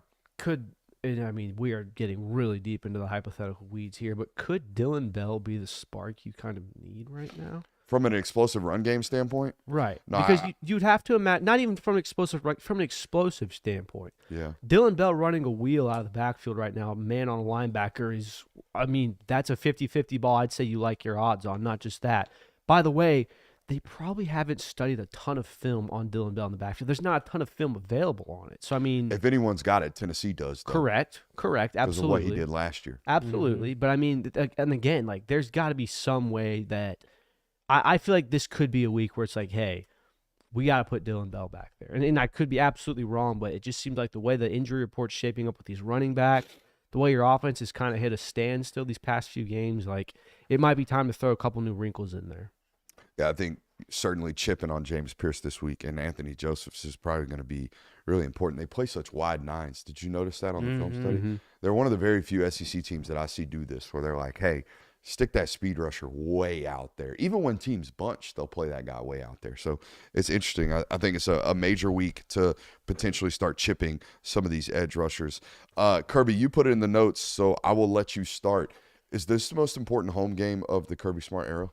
So, I mean, I'm going to say no, just to let you know. Okay. Well, I mean, I was thinking about it. Like, you go back to, there haven't been a ton of, like, super big, important games that have come through Sanford Stadium when Kirby Smart's coach. Obviously, there's 2022 Tennessee.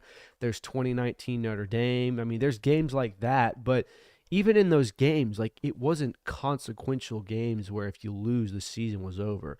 Yeah, if you lost to Tennessee in 22, you probably weren't going to win the East, probably weren't going to go to the SEC championship and win that, and then your playoff hopes were in limbo from there. But you still had everything in front of you. Like it is guaranteed today. If you lose on Saturday, you are not going to the playoff. There is no mathematical way it occurs unless just absolute chaos happens in front of you. So I would say it's the most important home game in Kirby Smart era. Well, Heather Dinich thinks otherwise. Somehow, some way. She was like, if Georgia only loses to Tennessee, Ole Miss, and Alabama, they have a reason to get in. I'm like, I don't know about that. She also, in her ranking predictions this week, she had Georgia still in the playoff and Ole Miss still out. Interessante, to say the least. Shout out Heather for the cause. I don't think this is the most important home game, and I put game around in quotations. I think it's the most must-win football game that they've played in the Kirby Smart era at home. They have to win this football game to continue their future, like we just talked about. Okay. However, I don't think it's the most important game that they've had at home. I think the most important event that they've had in that stadium since Kirby Smart has been the head coach of that football program is 93K Day. In the first spring game that they had. That's an interesting I spin. think that was a moment in this football program where, you know, the level of commitment had changed. It was like the level of what it requires or what we're going to pour into this place is totally different than the previous regime. And it rolled over in terms of recruiting. That was a massive day for guys like Andrew Thomas, Richard LeCount, Isaiah Wilson, names and big-time recruits that really started, DeAndre Swift, that really started to roll the ball on the recruiting front for Kirby Smart. That would be my take. Yeah, and I mean, that's definitely the game that, I mean, started the kind of, oh, wow, people are buying in. I think you could also argue that the 2016 Auburn victory when they were ranked number 9 was a massive one as well because it did kind of validate everything that you saw from 93K Day. As far as consequential things go from down the road here, losing to Tennessee is not going to be a program-defining or coaching-defining or program-changing win for Kirby Smart, but there are going to be a lot of eyebrows raised around the program. If you do lose a third game, you are limited from the playoff at home. You do have a home winning streak that's extended more than 4 years now, So I think I get what you're saying by it was the most important of setting the tone, and the future of this program was set that day that you got 93,000 people to pack that stadium, but everything that's at stake right now, I think it takes precedence over kind of starting the foundation. Highest stakes for sure. I would agree with that. Is by far the most stakes on the line for a home game in Kirby Smart's era. I think you could also argue that the home game against Notre Dame in 2019, that was a big one where like physical changes around the campus and the facilities in that place were happening. And that was like your introduction of, we're making this place different, and we're making this place stand out from everybody else. Light show, Johnny. Exactly. It was that. I mean, it was a great environment, and two, like that was you'd already played them once, and you went and played them on the road, but they're coming to our place again. Notre Dame, a very well-known product and program in college football. Like defend your own turf in that season, like. That was also, I think that was one that provided a lot of momentum, too, in this program. Of obviously, you'd already made a national title at that point in Kirby Smart's tenure as a head coach. But as far as home game goes and like what the environment is like in those types of games, it set the standard. I'm still going to say that this is the most important home game, but I don't have any problems with labeling it as that. I didn't realize Notre Dame hadn't won a national title since 1988. yeah, no, they haven't been. That's a football program that hasn't been championship caliber in 40 years, and we treat like it should be automatically walked to the college football playoff. College football playoff merchant. Yeah. Championship. What do you define as championship caliber? Because, I mean, they've made national championships. They've made playoffs. Can you just let me have it? I'm just asking. I just had a question. I think they're shit. That's what I'm trying to say. All right, go ahead. That's fine. I don't think they deserve this historical context that they get. Well, they did revolutionize the sport. They were one of the first teams to get like their games aired on national television. Oh, I thought you were going to say they broke the color barrier. I was like, I don't know if that. I don't know about that. Yeah, no. But even the years that they made the playoff and made the national title, were they title worthy? Yeah, they got. I think the results of those games would say no. Yeah, no. Look, I'm not going to die on the Notre Dame as a. I don't know. It sounds like you kind of are.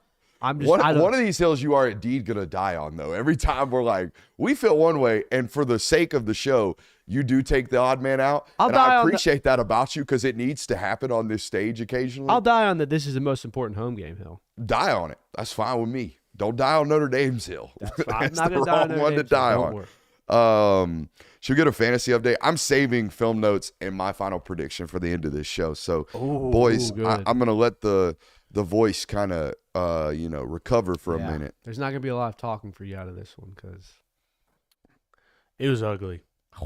And it was expected. I mean, as soon as I saw that fantasy update was on the show notes, I was like, well, this should be very interesting because there wasn't a whole lot of happenings in this game for any of these players. Brooks, your highest score was ETN with 30. You finished with 44 points. Hell yeah.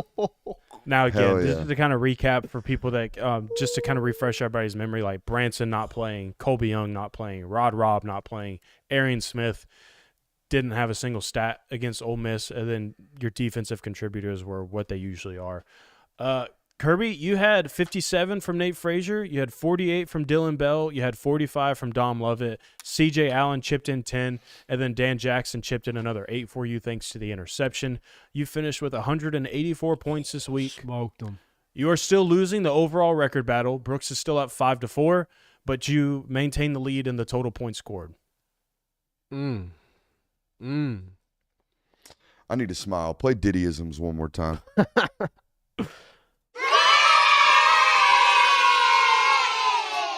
Let's shut up. Let's grind. Y'all out here grinding for every single inch. The penetrator is going through. Now, this is a lot easier because he's in your A gap and we're preparing for him. 55. How do we absorb this blow?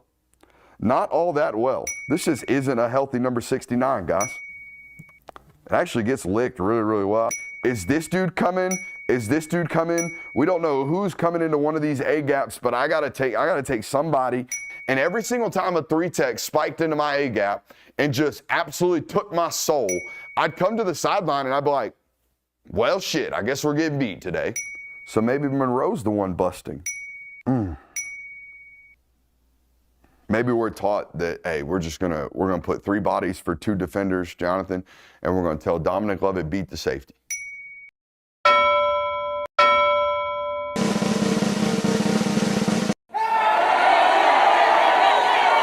Self-indulged as I am, the idea that my favorite gas station attendant thought my name was Tyler or whatever the hell he called me.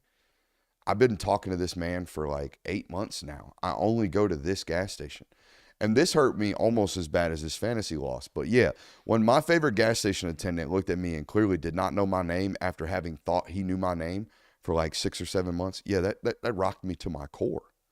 I mean, did you ever like introduce him, say, hey, I'm Brooks? Yeah, we exchanged pleasantries. I said, I come in here all the time. What's your name? He said, my name's Ollie. I said, all right, my name's Brooks. And then 5 months go by. We've been, what's up, Ollie? What's up, my man? And for 6 months. Oh, he's hitting you with my mans. I didn't recognize it. I know. I should have seen it coming. I didn't recognize it until he hit me with the, what's your name again? I was like, shit, we're froze again. I already fixed it. Already fixed it. My man's quick. It's got to be the Ram.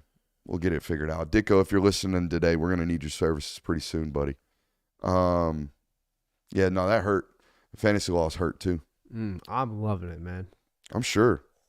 You're on cloud 9. You gave me so much shit going in the season. You were like, just rubbed your nose in it. Well, now it's like, hey, man, I was playing the long game. My team's not built around the success of one player. We're a team. We win together. Yeah, we gotta have a halftime adjustment on my squad. There's no doubt about that. Maybe we can get some of these suspended receivers back. Yeah. Jesus. What's the bare minimum / maximum on Saturday? Here's how this game works. What is the bare minimum number of points Georgia can score and win this football game? And don't tell me 3. It's the minimum number of points? Minimum. They got to score this to feel good going in. They have a potential to win. I would say 24. I went lower. I went 25. History states that you don't need a lot of points to beat a Tennessee team, and I don't think this year's going to be the case either. Tennessee has lost to Georgia 7 years in a row. In 6 of those 7 losses, they have eclipsed 20 points just once. And that was in 2020 when they had the 21-point first half against a Stetson Bennett-led Georgia team in 2020 that was not that great, to be fair. So it doesn't seem like you really have to score a ton. It's more about being sound on defense, and I'll get into some more keys on that. But I think 25 points is the minimum that you need out of the offense, which should be attainable. Considering the way Tennessee's offense has struggled, just like Georgia's has this year, I could realistically see this being like a 17-14 football game. Now, the odds of that are really, really thin. Both defenses have to play out of their minds, but they have the potential to do so. Sure. I think both these teams are defensive-led right now. Would you agree? Oh, 100%. Yes, All right. absolutely. So I think we could see a rock fight. I put it at 17. All right, what is the maximum amount of points that the defense can allow and get out of here with a win? Ooh, you're averaging like 30 points per game right now. Offensively? Yeah. I'll put this at 28. Yeah, I'd say 28. I have it at 30. Keep them from reaching 30. In the last 9 meetings, Tennessee's undefeated against Georgia when they score 30 points. That's the only two. They've won twice in the last 9 meetings. It's when they score 30 points. So if they don't reach 30 and you reach 20, statistics say you're in pretty good position to win. I think you also have to force a turnover too. Georgia's defense has forced a turnover in 6 out of the last 7 games. The only time that they haven't done it was last year. They lost a turnover battle having that one fumble, and Tennessee didn't fumble at all, but they were stagnant on offense the entire game. I think the thing that matters most is you have to have 10 second half points. That's all you can allow, which does not seem like a lot, but statistically, in the last 7 games, Tennessee is averaging 7.4 points in the second half against Georgia. That's not a lot. They've been shut out 4 out of the 7 times they played Georgia. So, I mean, as long as you can keep Tennessee from really scoring points in the majority of the second half, we've seen these games kind of go. It either is Georgia just comes out and squashes them completely, or Tennessee kind of jumps out, plays with you the first half, and Georgia wins the second half. And Tennessee's entire MO this season has been they're not a great first half team. I mean, they have been shut out multiple times in the first half. There's been times where they only have 3 points going into the first half. And I think that what that is their MO is running the ball with Dylan Sampson. So what you're seeing is come second half in the fourth quarter, especially with how physical they are, and stubborn was the word that Kirby Smart used, and especially how when we watch the tight ends block and how efficient they are doing their jobs, you could see why you would wear down a defense after 4 quarters of doing that to them. So that I think that actually plays a huge part in this weekend as well. Of not only do you need to keep them off the board and keep them on this track of not scoring a lot of points in the first half, but make sure they don't have this second half surge like they have a lot of times this year. I worry if I were a Tennessee fan going to this football game about the idea that other football teams have been able to crowd the box against us because they felt unfearful of our deep game passing attack. And then we go up against an opponent who historically has never had to load the box to stop us running the football. Yeah. Like, I think people look at Tennessee's offense and they're like, wow, Dylan Sampson's having a historic year, and he's having a great year. But they're always in the top 3 in the SEC in rushing yards. It's what they've always been able to do since Heupel has gone over there and become the head football coach. The problem is that once you start dedicating too many bodies to stop the run, inevitably they start beating you over the top.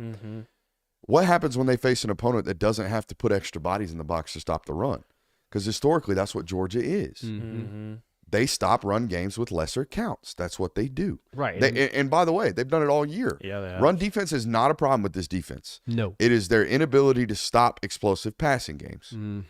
And yours is already struggling. So that's the kind of main question I would have for a Tennessee fan going to this football game. Yeah, I mean, it's a perfect example of styles clashing on both sides of the football. I mean, Georgia's offense is having very similar problems that Tennessee has been proficient at on their side on defense. So I'm very interested to see just how well Georgia can handle the run and stymie it. But again, I think the second half is going to be the major indicator. I think whoever wins the second half of this game wins the game outright. Like that's how important I view it will be, because both teams have had sluggish starts. Both teams have had one instance where they have a fast start, but it's really been able to. They've won their games in the second half. It feels like. So if whoever wins, it's going to be because they have more second half points. All right, I have film notes. Do you want them? Let's hear them. All right, let's do it. I did a new thing today. I did offense and defense today. How'd you feel about that, Jonathan? I liked it. I did too. The numbers haven't quite shown up, but eventually they'll get there. So if you haven't watched that film study, please go do so after tonight's live stream. Let's start with the offense. Guys, they've become an attached 12 personnel football team. Really? Yeah, they like 2 tight ends on the field. Part of it is because they've had some issues with the offensive line, but I never thought when I first started studying Josh Heupel that they would ever move to more of a condensed physical style running game, and that's exactly what they've become. I really commend Josh Heupel's ability to kind of morph his identity and become the best version of this football team that he possibly can create. Even when Nico is healthy, defenses, like I told you, they're daring them to throw the football. They've almost become dependent upon Nico's legs as well. And I think that's a interesting talking point going into this game where he's banged up, right? He's on the injury report list. He's going through concussion protocol per reports. You wonder how much they're going to be willing to use his legs, particularly on short yardage situations, man. They deploy him and his legs as a runner on short yardage situations, 3rd and 4, 3rd and 2, situations like this. They will use him to run the ball, particularly in the red zone as well, when the box gets really crowded and you don't have a lot of space to work with. The offensive line is playing better, but as I mentioned, they've done a ton to help those guys out as the season has progressed. A lot of that attached 12 personnel is to help clear up some of those additional blocks that maybe the first line of blockers isn't ultimately getting to. I've told you he's adapted his run game a ton, and I think this is where we need to go to the board and actually explain some of this. Okay, now, as they have continued to be an 11 personnel, this shirt's way too big, by the way, an 11 personnel football team, okay, teams have countered their 11 personnel with an odd front. You see a lot of, if you're a Tennessee fan watching this today, you've seen a lot of these defensive fronts when you're in 11 personnel. That's one tight end on the field and one running back here. Because you play with so much space, or so much space in between all of your guys, right? Because there's a X receiver out here and a Z receiver with the H out here, and everything's really, really spread out. They like to isolate the box with a low count, right? They play a lot of odd fronts. So here's what Tennessee has started to do. And you heard Kirby Smart this week talk about an unconventional run game. This is what he's talking about. They've started to lock on, right, and use their down block surfaces here, all right, to pull and add hats onto the front side. It almost works like a power concept, but it's really, I don't even know which one to call it. I think some people are calling it wham or whack or whatever. There's a new terminology for it. They're just adding a hat to the front side of the play and using good angles, right? Good angles and good double teams are the best way to move people against their will, right? Get this good angle working to the backside inside linebacker, get this good back block. We've got to have one good ISO out here between the tackle and the defensive end. Everything else is predicated on angles and adding hats to surfaces. So you've seen them add this into the mix. You've also seen them add, I'm gonna have to erase this line. All right, you've also seen them add into the mix, maybe bringing that H into the formation and adding him into the mix as well, okay? So this is kind of the run adaptation that they've created since he's come to Tennessee and he started facing some of these SEC teams that can play his run game with 3 down linemen. How much does this offense use misdirection in the run game? In terms of like counter and end arounds and reverses and things like that, they run a good bit of counter, but it's not their primary run game. I would argue that their primary run game right now is H-back insert and against 3 down surfaces, this right here. Because it seems to me like it's a very key-heavy game. And those tend to favor George. Like reading your keys, if you read your keys, you'll be okay on defense. And that seems to be what the case is for this offense here. Would you agree with that? Reading keys and defeating one-on-ones. Mm-hmm. If you can read your keys correctly here and you're good enough to beat this guy consistently, or you're good enough to beat this back block consistently, you're going to win against these guys. And I would say that Georgia's defense is most equipped to doing something like that. 100%. So I feel like on the defensive side of the football is not where either team is honestly worried. I don't think either team is scared of what the other is capable of on offense. It's who can do enough offensively to win this football game. Yes. There's no doubt about that. I'm with you. Let's head back over here. So, yeah, you've seen some run game ingenuity from these guys as things have progressed in his tenure in the SEC. He continues to adapt that run game.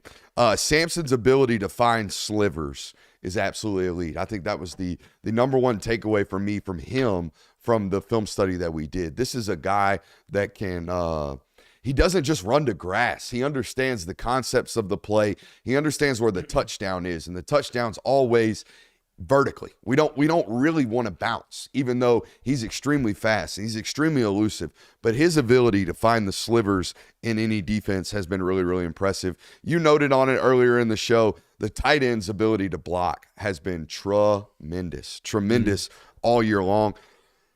I will say this, Squirrel White's speed would concern me versus safeties and nickels, and I might get clipped here because they might lose a one-on-one on Saturday, but outside of Squirrel White's speed, I don't see a wide receiver right now at Tennessee that's consistently beating SEC defensive backs. All right, that's probably part of the reason that they've had some of the struggles that they have offensively. If Nico plays or not, it's about stopping number 6. I don't worry historically about run defense at the University of Georgia, something we just got done talking about. Any questions about their offense? Before I flip over to Have you defense? seen any sort of improvements from their offensive line? Like, I remember watching Yeah, the the left Florida tackle's game. certainly gotten a lot healthier. Okay. Yeah. Because I remember watching the Florida game, and it was like Turnstile. Yeah, it was Awful. pretty bad all around, but it seems like to me, especially after I've watched him a couple more times since then, it seems like it's improved. And they have gotten better and they've gotten healthier at that left tackle spot, but certainly using the attached tight ends has alleviated some of that pressure. Mm-hmm. You've been studying this team for at least 3 or 4 years now under Heupel. Has there been any changes in the passing game? Because I know he's revolutionized the way he's running the football. Is there anything you have to worry about them doing new in the passing game, or is it mostly stacked releases that they're going to try to get on top of you and they're going to try to take advantage of one-on-one? You know, Jonathan or Christian, to be honest with you, they're not switch releasing as much as they used to be. I think a lot of that is because they are a lot more condensed. They don't have as many full traditional spread formations as they have in years past. Because of what they got going on offensive line-wise.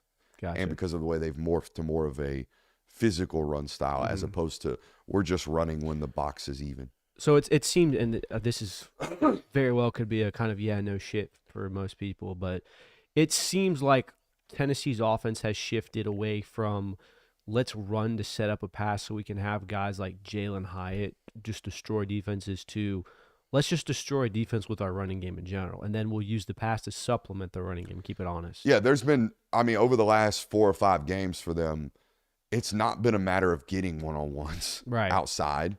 It's not a matter of getting guys to run free. The chat's hit on it. There's some Tennessee fans here saying guys like Dante Thornton have been getting behind defenses. They 100% have because they've been affording you the opportunity to do so because they're stopping the run. They're doing everything they can to try to stop the run. It's not been a matter of whether or not they can get the one-on-ones. It's been a matter of whether or not they can hit the one-on-ones. Mm-hmm. They haven't consistently done that, even when Nico was healthy.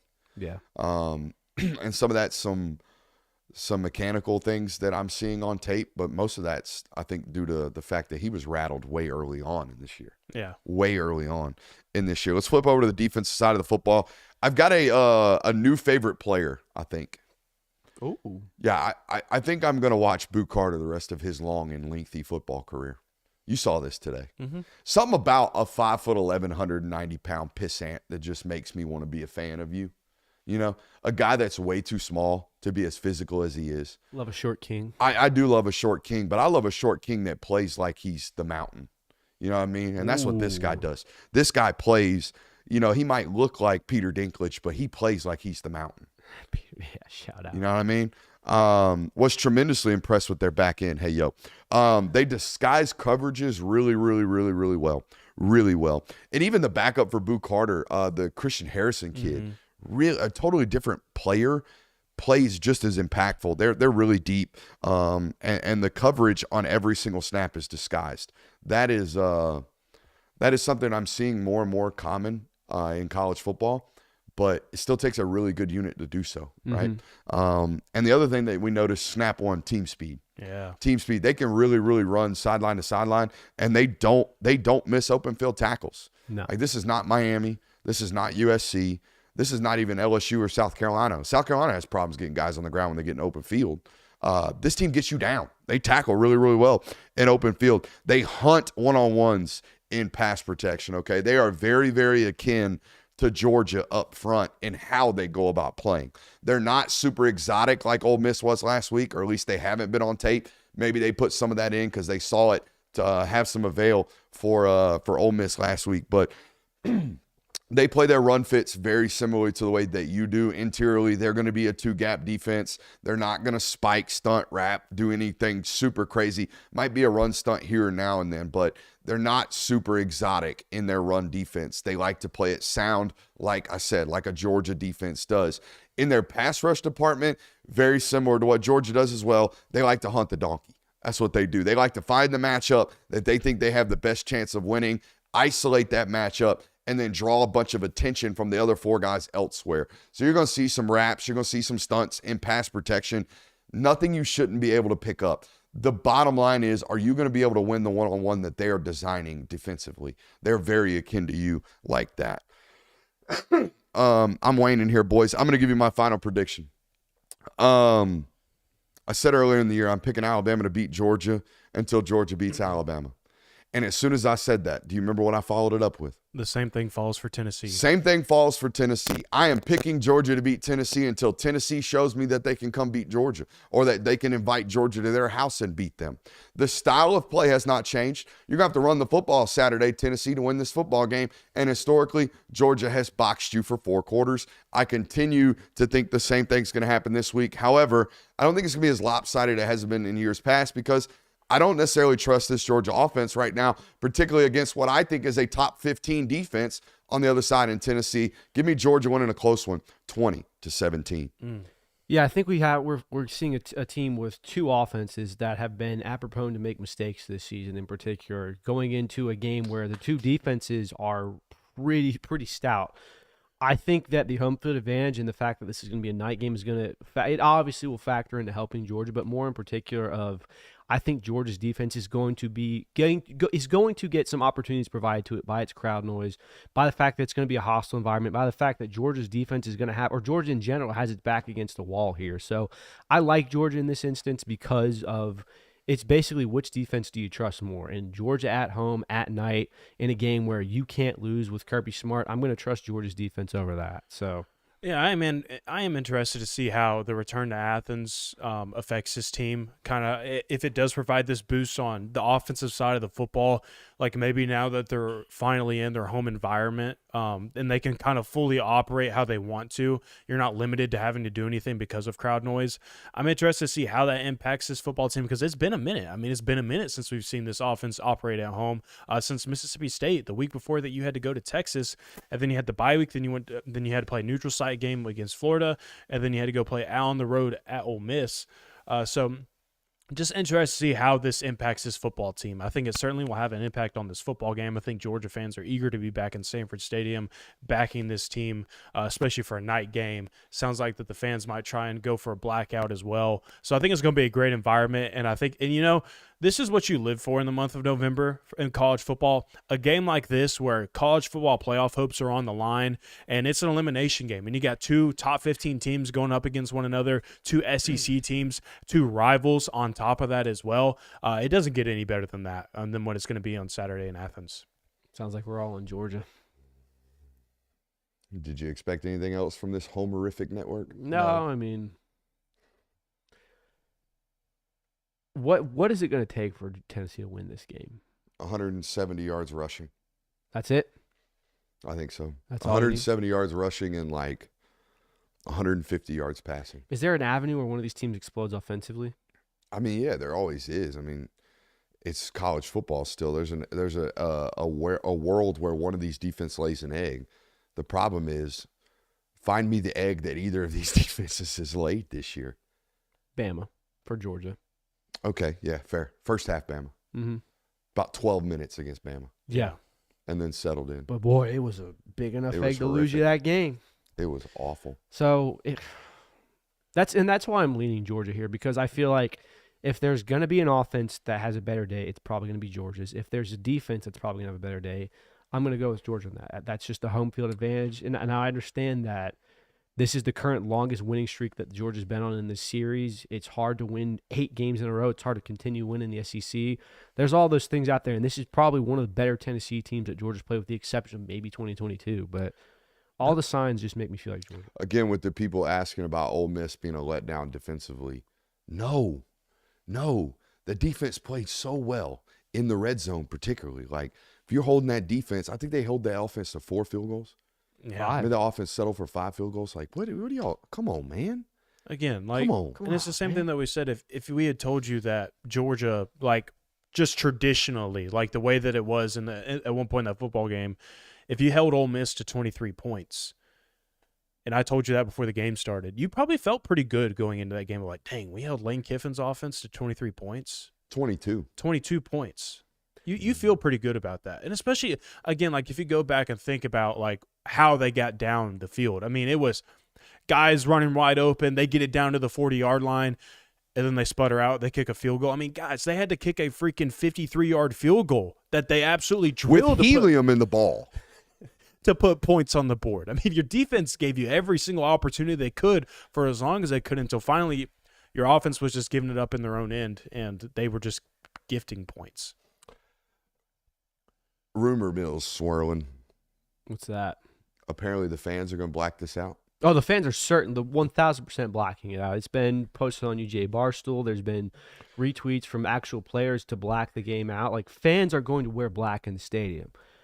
Whether or not Georgia on the field wears black is to Don't be even determined. get your hopes up, or don't even stress about it if you're on that side of it. I don't know, man. They haven't teased us at all. I've been saying No tease from the equipment training team. I've been equipment saying staff. this, and I would be quite surprised if they did it for this game. They will wear black against Georgia Tech.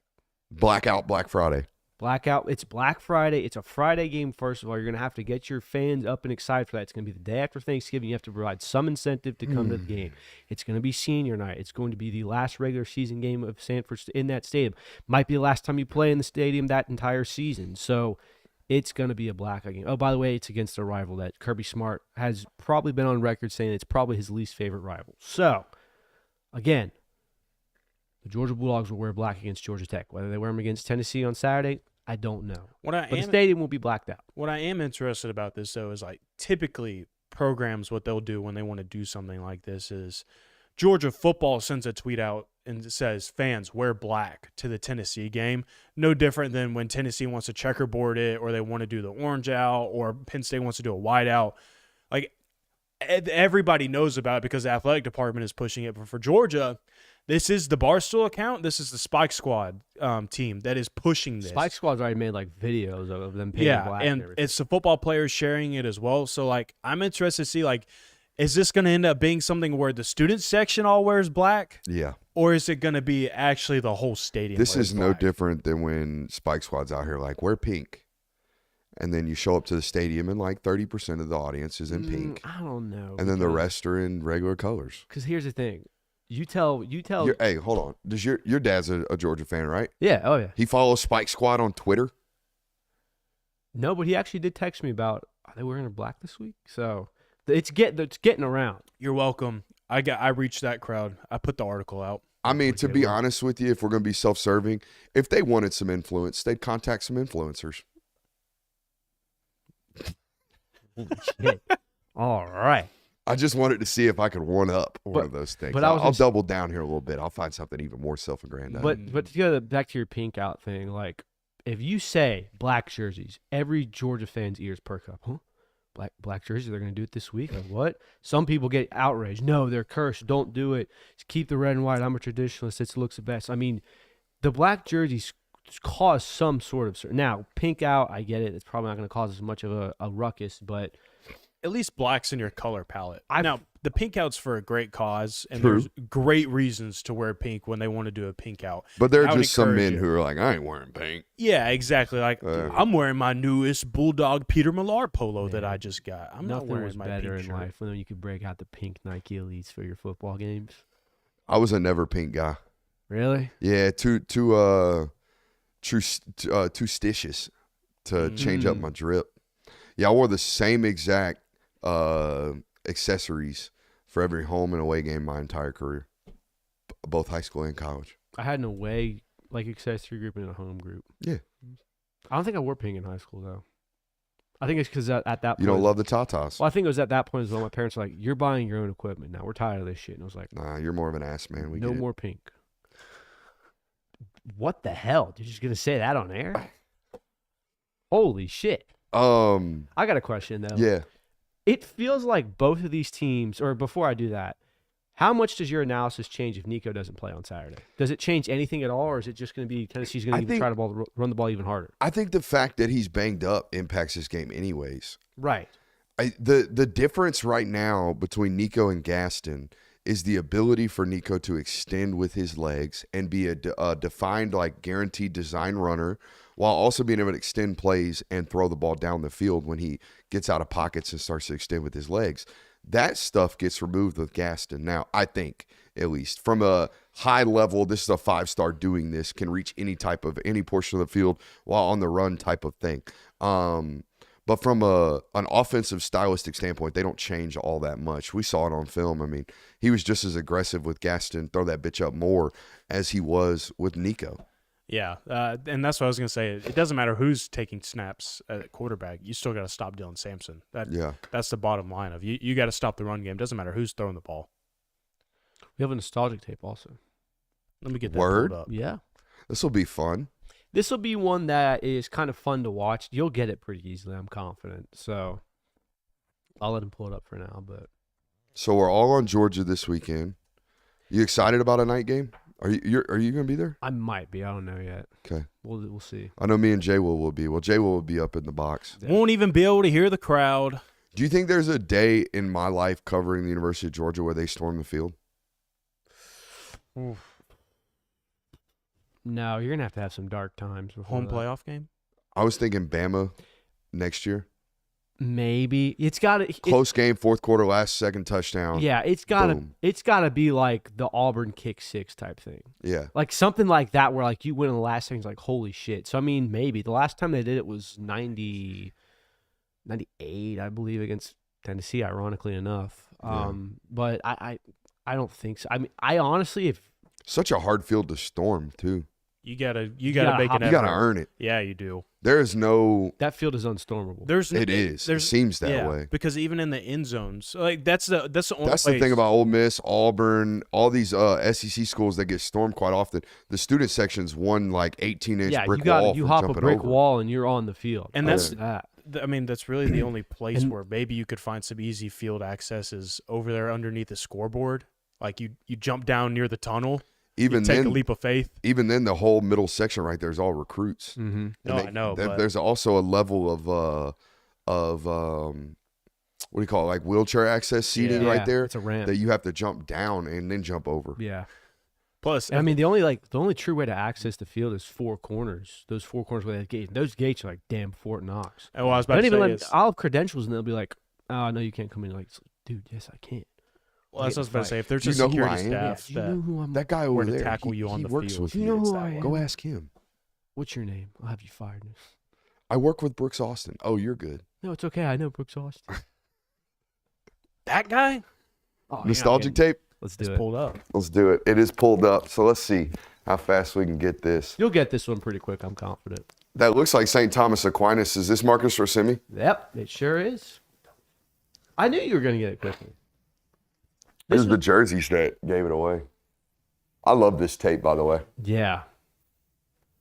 How much different is this career for Marcus if he doesn't shatter his ankle in half I as a don't- freshman? There's so many what if stories for the UGA wide receivers where it's like Dominic Blaylock if he doesn't get hurt. So Yeah. many guys where it's like, damn, what could have been? These guys were on stardom trajectories and then had an injury. He's definitely one of them. I think still he was one of your most solid receivers. He's probably the most consistent receiver of the Kirby Smart era. Consistent in the terms, in sense of like we know exactly what we have. You know exactly what you we have. know the floor. We know the ceiling. Mhm. We know what we're going to get. And every time you needed it, he delivered on what you needed out of him. It And was did like, he ever have a drop? Not one that I can You remember. know, like a singular Not career an drop? egregious one where it's like, oh, you should have caught that. That was a drive killer. I mean, he's a guy that you would really like to have on your offense right now, I think. His high pointing ability in high school was insane. And it's not something that he ever really utilized in college. It was weird. Lots of digs, lots of slants in college. Not a lot of high pointing of the football. He felt very much like an over the middle of the field type of guy. Yeah. As opposed to here, it's like he's being played as a true X. He was an explosive weapon in high school. He became a possession receiver in college. Very interesting. That's a big ball. What they got that ball for? What's the Looks point cool. of that thing? It's probably just an They don't run out of that thing. It was just there. Did you run out of anything, or was it just through a banner? Threw a banner with some smoke. We had a nice inflatable helmet. I had an inflatable helmet in college. Yeah. Yeah, Sick, dude. very sick. Standing in the helmet. Ooh. Yeah. Damn, that quarterback's ripping the shit out of that football. That thing is humming, son. That's probably a college guy playing for St. Thomas Aquinas. Is he on a roster now? Marcus? Yeah. I think so. He was with the Commanders. I know he's with the but I don't know if Commanders. still- He got cut by Washington. Yeah. Yeah. Good nostalgic tape, boys. Sorry I nailed it so fast. Next No, I time mean- I'll give you some entertainment. There's some instances where I pull a nostalgic tape for just like, you know what, let's just watch this guy's highlights and feel nostalgic. And then there's some times where it's like, let's see how good you really are at paying attention to recruiting and watching tape. This was more of a, hey, let's just watch Rojak have some highlights and be an excellent wide receiver. He's with the Eagles. Shocker. I bet he is a demon on special teams. Shocker. The Eagles Practice signed, squad giving him hell. The Eagles signed Yeah. another Georgia player. What a surprise. We good? Do you feel like both teams have built-in excuses for this game? No. You don't think so? No. Maybe Tennessee with my starting quarterbacks banged up. Maybe. But I mean, Georgia, I know. I know they're banged up. I know they got a bunch of injuries. But that is the nature of this conference and the schedule that you have played. Well, that's what I And was nobody gonna, feels yeah. sorry for you. No, that's what I was going to say is find me a SEC team right now at this point in the slate that isn't banged up somewhere. I mean, Lane probably put 75 guys on his injury report. Oh, today. yeah, I'm sure. yeah, that's a good check that actually. But I'm good if y'all are good.